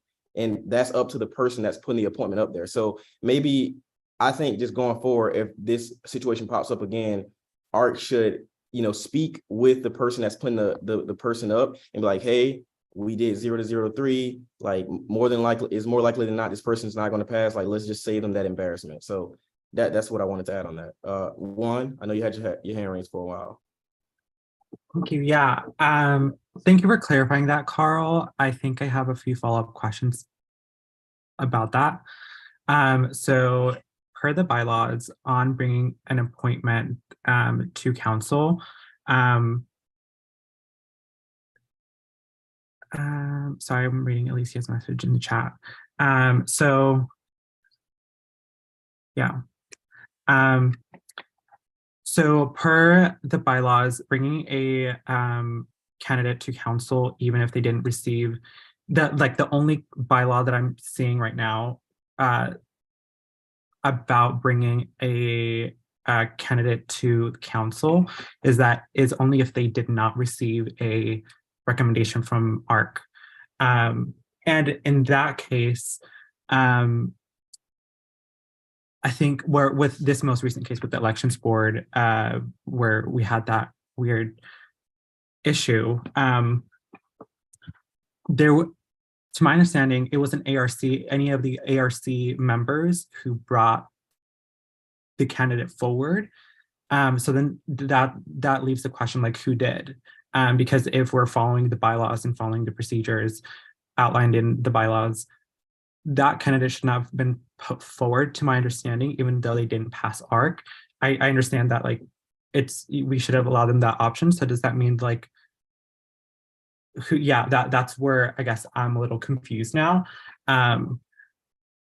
I value ARC's judgment, and in council, it should that we value their judgment too. So I think that's where I think toes might have been stepped on with the agenda and with Milan's not having that established agenda. So with that specific bylaw, I also want to note that, like, with all future appointments, if they don't pass ARC, I didn't see any specific thing in the bylaws regarding that, of like, if they did not pass ARC, if they can still move forward. I only see clarification on if they did not receive any ARC recommendation. Currently with our, so I'm on the appointment search committee, and on our end, any application that we see is an application that would move forward to ARC because we have such tight deadlines. We also don't have that many applicants. So we just move them through. For the future, for like preventing this kind of like issue of like if the officer who wanted to appoint this member, if they didn't pass ARC, we should deliberate before putting them on the agenda and making them an agenda item with the appointing council member. And in the case that the appointing council member does still bring them to council, we need to make sure that in order to kind of like help ease that tension, there's also this bylaw section that says that the appointment review committee may, at the discretion of the chair, which is you, Carl, can move into executive session where we can talk and discuss this in private instead of making this like this spectacle of this candidate that to all of our judgment wasn't qualified for this position. So yeah, I just wanted to just to recap with the bringing that candidate who didn't pass ARC was at the discretion of the well, I don't know who. That's my question. Like who, if it wasn't anyone from ARC, who was it? Because then in that case, we didn't have authority to bring them to the meeting. And two, for future cases, let's move into executive session to really prevent situations like this from occurring. All right, I'll just go real quick. So yeah, one it's weird because the rule for it said it's under like if you keep scrolling down, they placed it under council consent approval, but it's not specifically just for council consent approval. Like this is the way we did it last year within council. So I think it's, and then I'm sorry, I'm gonna hurry up. So if you keep scrolling down under council consent approval, I think it's, yeah, section D. Let me see, let me share screen. I'm sorry, I'm trying to share screen right now. Can everyone see this? So it says any applicant not receiving, like right here. I don't know if you guys can see my mouse, but any applicant not receiving a majority of affirmative votes from the members on the appointments review committee must either appear before the council for further review or must be withdrawn from consideration. It doesn't specify who gets to make that decision, but it's like the way council has always worked, right? Precedence is always, it's always been on the individual that put the appointee forward. So that's what I was referring to. But okay, going back, I know, okay, Milan, do you have something to say about that or? Yeah, I was just confused on why it's under council consent approval. Does that mean that the person who wrote it originally meant it for like, because for consent approval, we don't technically have to interview them. So maybe it's like under consent approval so that these members do have a chance to speak to like council and council members and interview properly. Since usually consent approval items are on a basis of just like paper level.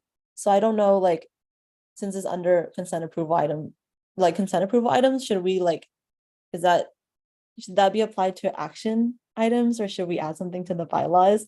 Because it is weird that there's really no processes for bringing, like, I don't know, a person who recommends another person, those recommenders, there's no processes for bringing those people to council under consent or action items. So yeah, I don't know if we can use that by law for action items, but if that's precedent. Oh yes, and then Juan said that Anna is not an elected official either. So I'm just a bit confused. Sorry, everyone. No, it's fine. I mean, this is probably going to be a longer discussion, so maybe we should table this. This is something that I think our CRC needs to take a look at. But I mean, yeah, like Phoebe spoke. Jessica, can you talk a little bit about what council has done in the past regarding this? Yeah, sure. Sorry, y'all. I'm getting over a cold, so I sound really congested and awful, but I'm fine. So please bear with me. In regards to ARC, I definitely agree that this sounds like something the Constitutional Review Committee should definitely take a look into, because I know there were a lot of changes made very late in the council term last year, and we tried to best capture those changes. But you know, there may have been some edits or amendments to the bylaws that were like lost in the shuffle. So it would be good to do a thorough review and just see if any language is missing from any section.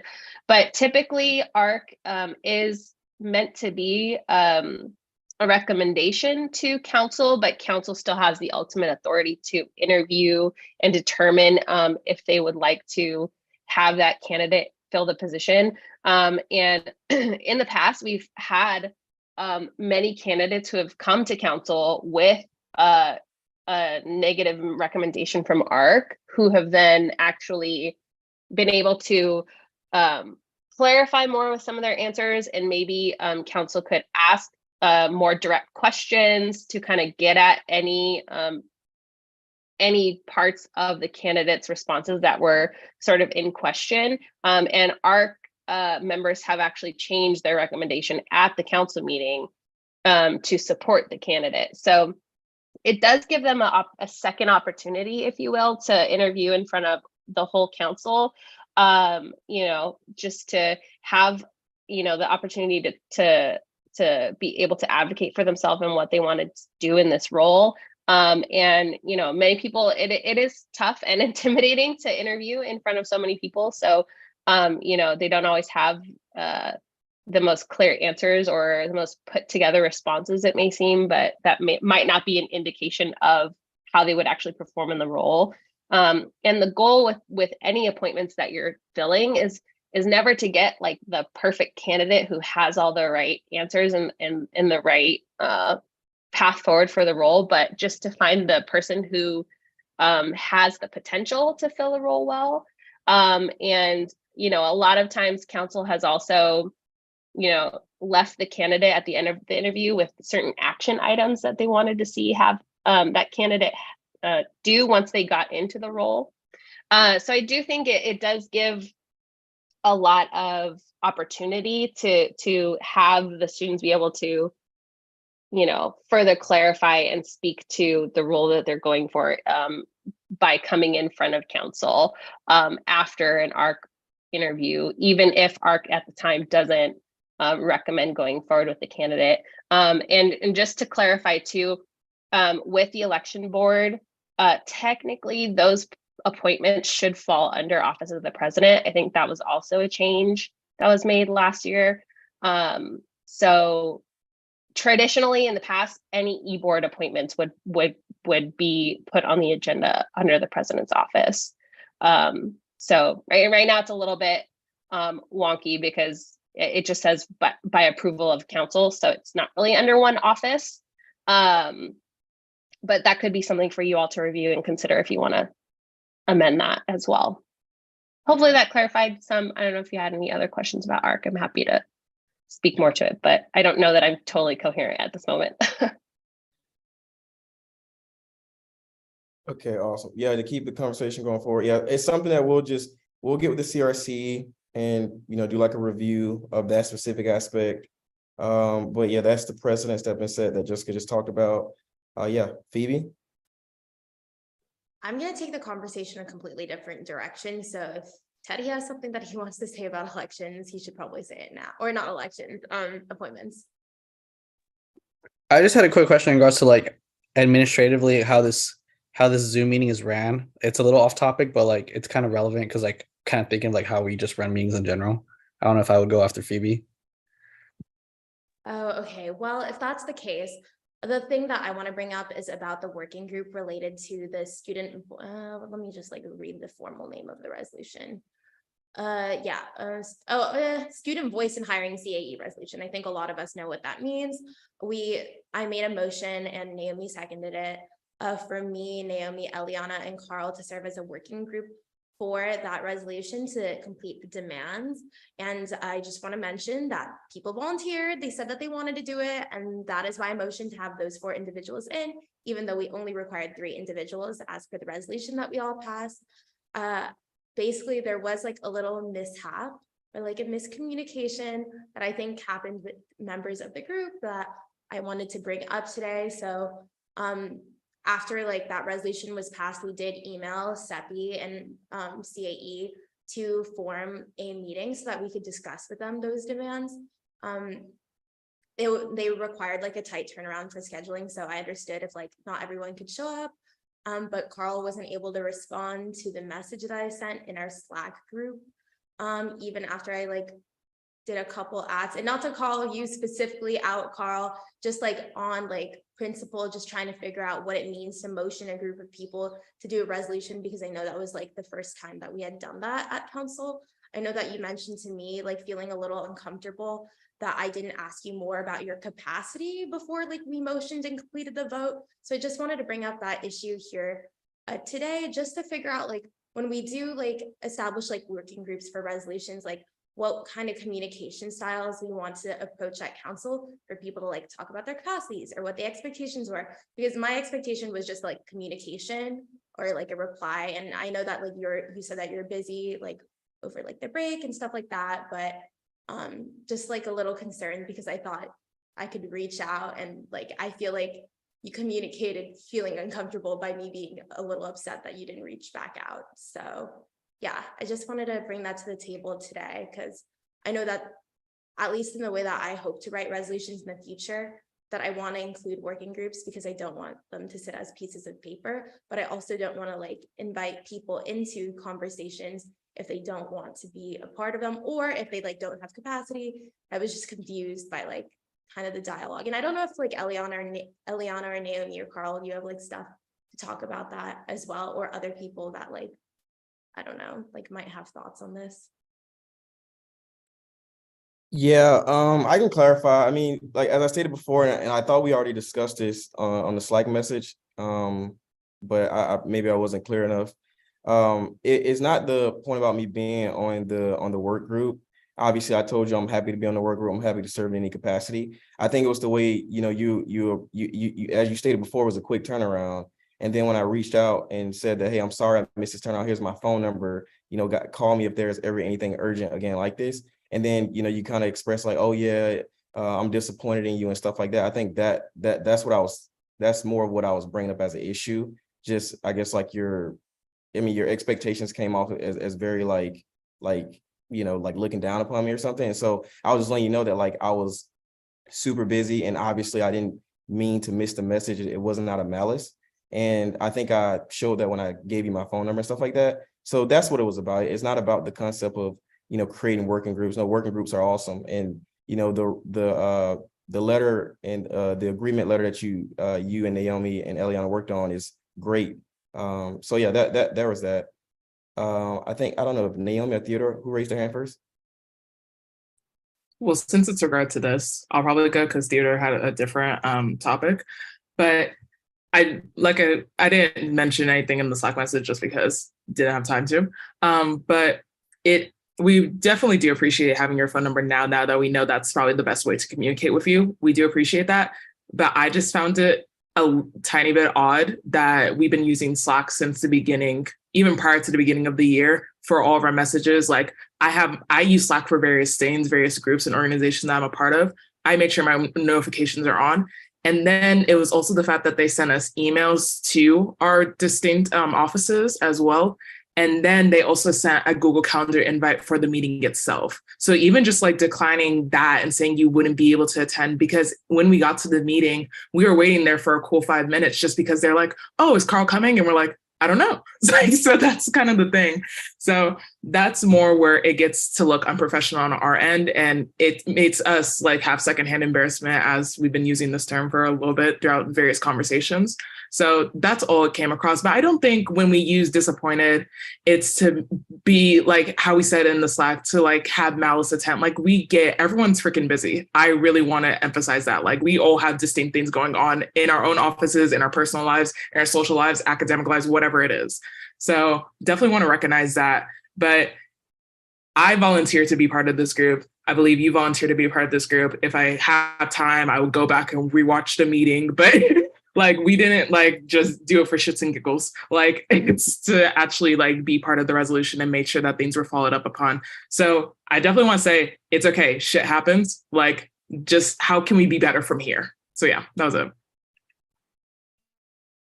Okay, yeah, awesome. Thank you. Like I said, I think we already discussed how we could be better. I've already gave you guys my phone number. I already said like, hey, reach out if there's ever anything urgent. I think I apologize for missing the meeting, so I just don't really understand why we're bringing it up right now. But okay, Theodore. Sorry, just so that I can respond to that one last time. Sorry, thanks Teddy for waiting, and everyone for waiting on and listening.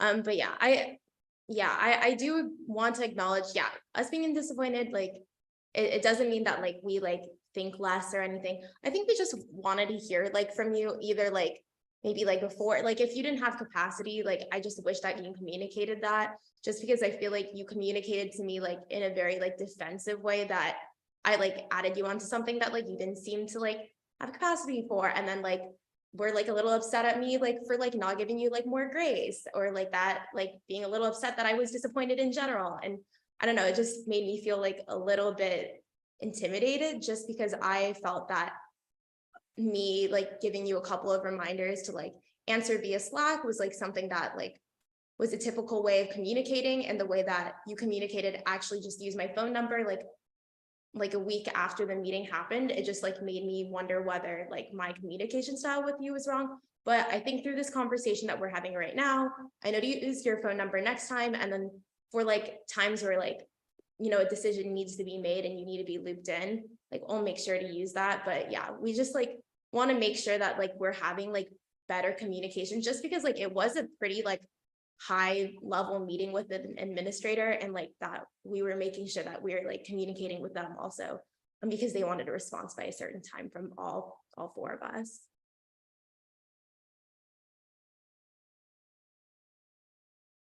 Okay, well, thank you again for the feedback. Sorry that you were intimidated. I don't know how you became intimidated from my messages. I think I was very respectful of what I sent you. I can also show the other council members what I sent. But yeah, sorry you felt that way. As I stated before, you have my phone number for, you know, future meetings. And if I can't make meetings, I'll send a proxy. So yeah, thank you. Theodore. Does Eliana want to like continue that one before I jump into a different one? Appreciate it, Teddy. You're the best.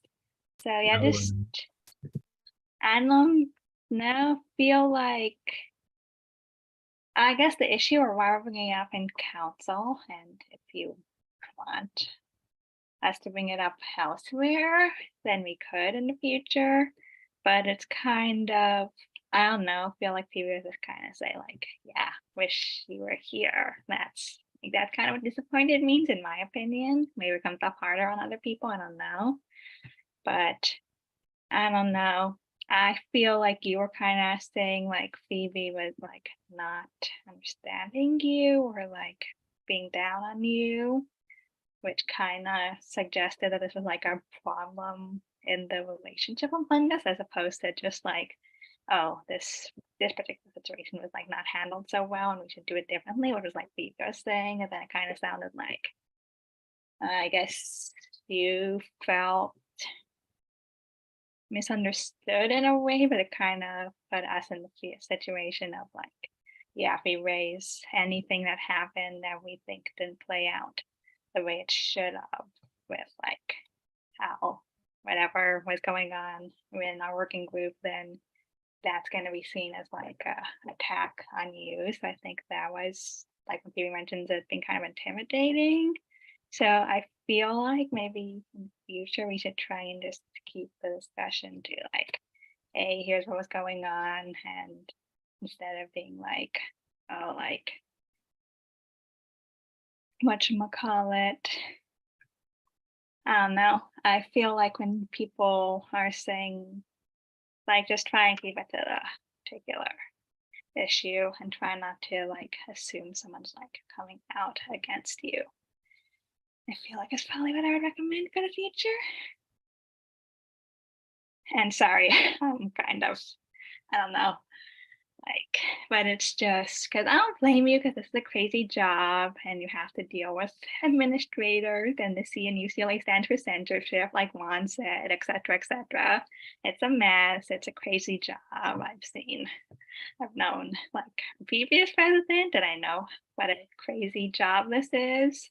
So I don't blame you for like feeling the way you feel, but I feel like it kind of got to a point where it felt like other people gonna just be like, yeah, we were disappointed, which like, yeah, it's not like, oh, Carl doesn't care or whatever. It's just like, yeah, it's not the best way for things to play out that we're like sitting in this meeting and like waiting 5 minutes to see if we need to wait for you when you're like not coming. But like, it's not, I'm sure I've put people in situations like that. Everyone has. So try not, since I feel like we've all been in both sides of this, of like sometimes disappointing people and sometimes like being the person who's disappointed. I feel like it would be better to handle this without a sense of like, oh, you're attacking me now, because that makes people feel uncomfortable, like mentioning just what happened and how it affected them.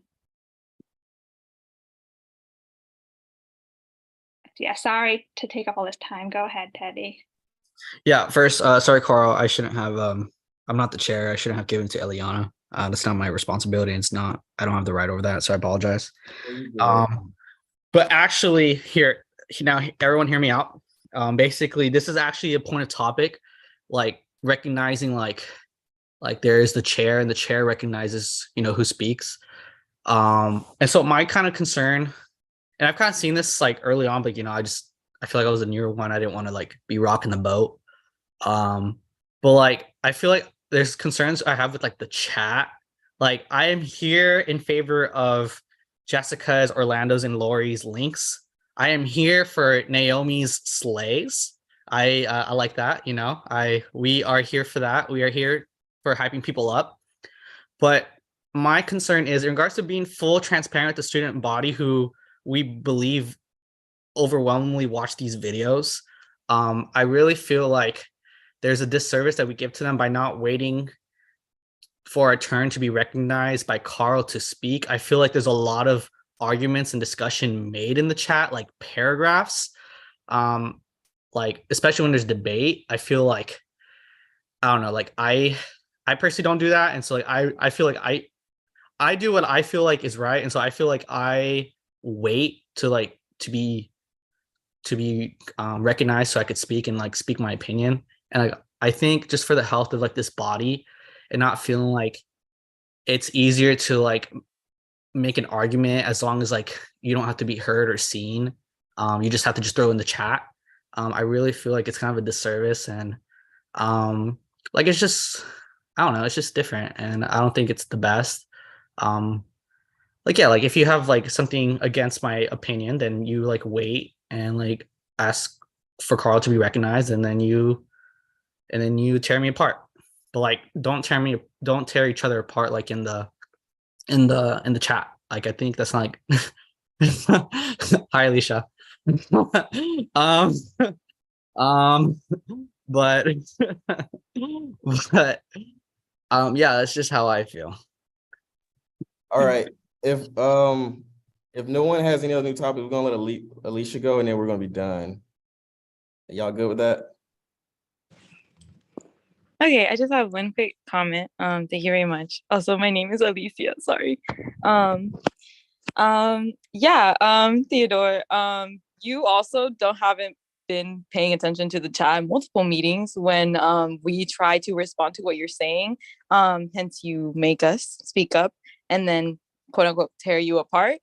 Because you know what you're saying is actually going to evoke a response from us. So yeah, just keep in mind that you are actively participating in something you just spoke out about. And the cognitive dissonance is very, very loud.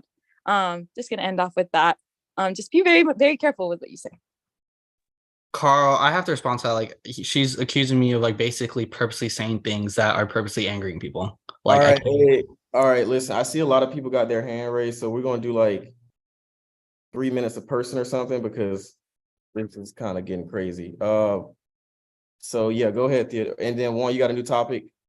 All right, Yeah. so yeah, Theodore, you got like, we're gonna do like 2 minutes, bro. We're gonna do Like, time. yeah, that's fine. I was like, yeah, I don't say things purposely to like rifle people up. Like, I can't read people's minds. I don't know everyone here personally. Like, and that's the beauty of representational government, that we all come from different aspects of life and we all come from different corners of campus. And like, how am I going to assume like how you feel about a topic unless we actually verbally talk about it? In regards to looking at the chat, that's my point. I don't look at the chat. I think the chat shouldn't be looked at. Unless literally Jessica's sending us links, unless Lori is sending us advice, unless Carl is giving us, I don't know, other stuff because he's the chair. And so like that's what I'm saying. Like that's like you've confirmed my point. Like there's too much of a reliancy on a chat. And I think by that, like, see, like I don't see like your conversations, because to me, I don't really recognize them as conversations because I'm not going to see them, because sometimes I listen to meeting or see meeting from like 6 feet away if I'm cooking or if I'm baking or if I'm doing homework, and that's how I'm engaged. But like I'm not going to be like close to the screen to see like which chats are like targeted against me, and like I feel like that's kind of like unfair. And like, but like if you say like, hey, like can I respond to Teddy's comment, like then I'm always going to give you attention that you deserve, because you're a human being and you're valid and you deserve my attention, especially when you're addressing me. But yeah. All right, Daniela. I was basically just gonna say what Alicia said just now in the chat, that Teddy, I think that you just need to acknowledge and kind of reframe what you said initially, like what you're choosing to engage in and the medium that you are is what you default to, but what other people choose to do in the chat, it's because it's what's most accessible to them in that moment. And I don't think that what you suggested is something that I agree with. I'm really hesitant about it because I feel like it promotes censorship of people who rely on the chat in order to be able to find a conversation accessible. Okay, awesome. And then Juan.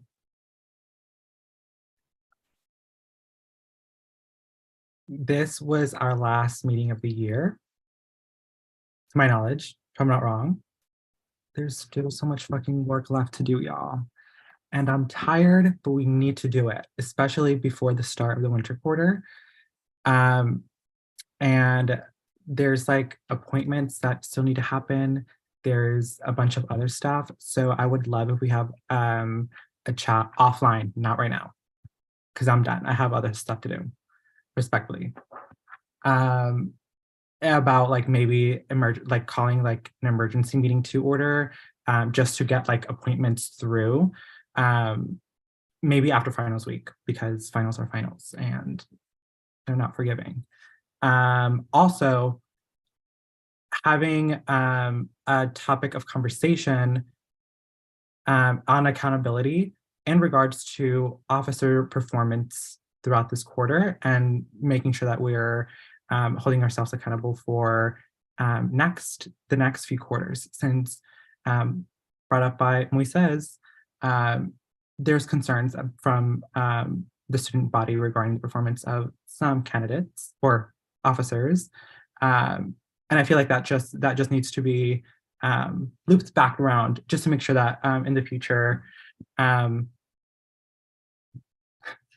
whoa, I'll just end there. Yeah, we can, but that's a conversation that I would love to have offline, not in public, because I would love for it to be like a more open thing.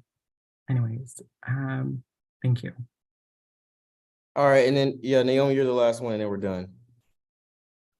Yeah, honestly though, I feel like that's why Eliana wanted an executive session in the first place, so that most of these conversations would be offline, but then we turned it into this.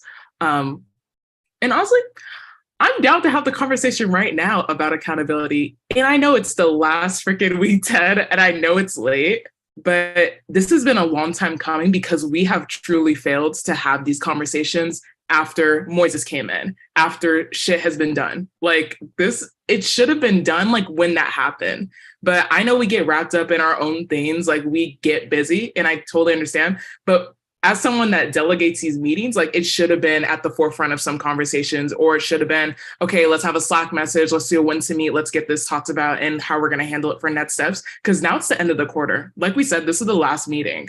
Like, I would say the accountability conversation needs to happen now so they can come back winter quarter, whoever they are, and be stronger. Because at that point, if we talk about it when we come back, like it's just gonna be the same thing, not gonna lie. But so that's my take, but I know y'all are tired. It's week 10, y'all got stuff to do. So yeah, that's about it. Yeah, definitely hear what you're saying. I mean, if other council members feel comfortable having the conversation that you're referring to right now, then I mean, we can do a motion to discuss that. But if not, we can do a motion to table it. So if you want to have that discussion, we can do a motion to have that discussion that you're referring to.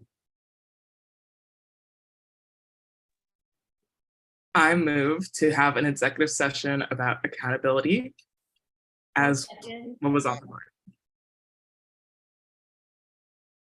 Is someone second? That was me. Okay. Naomi motion, Phoebe seconds, all in favor, please raise your hand.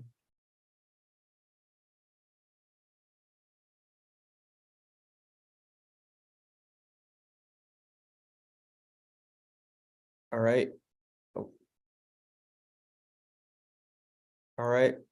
Everyone, okay, so that's 10 votes. Everybody lower their hand.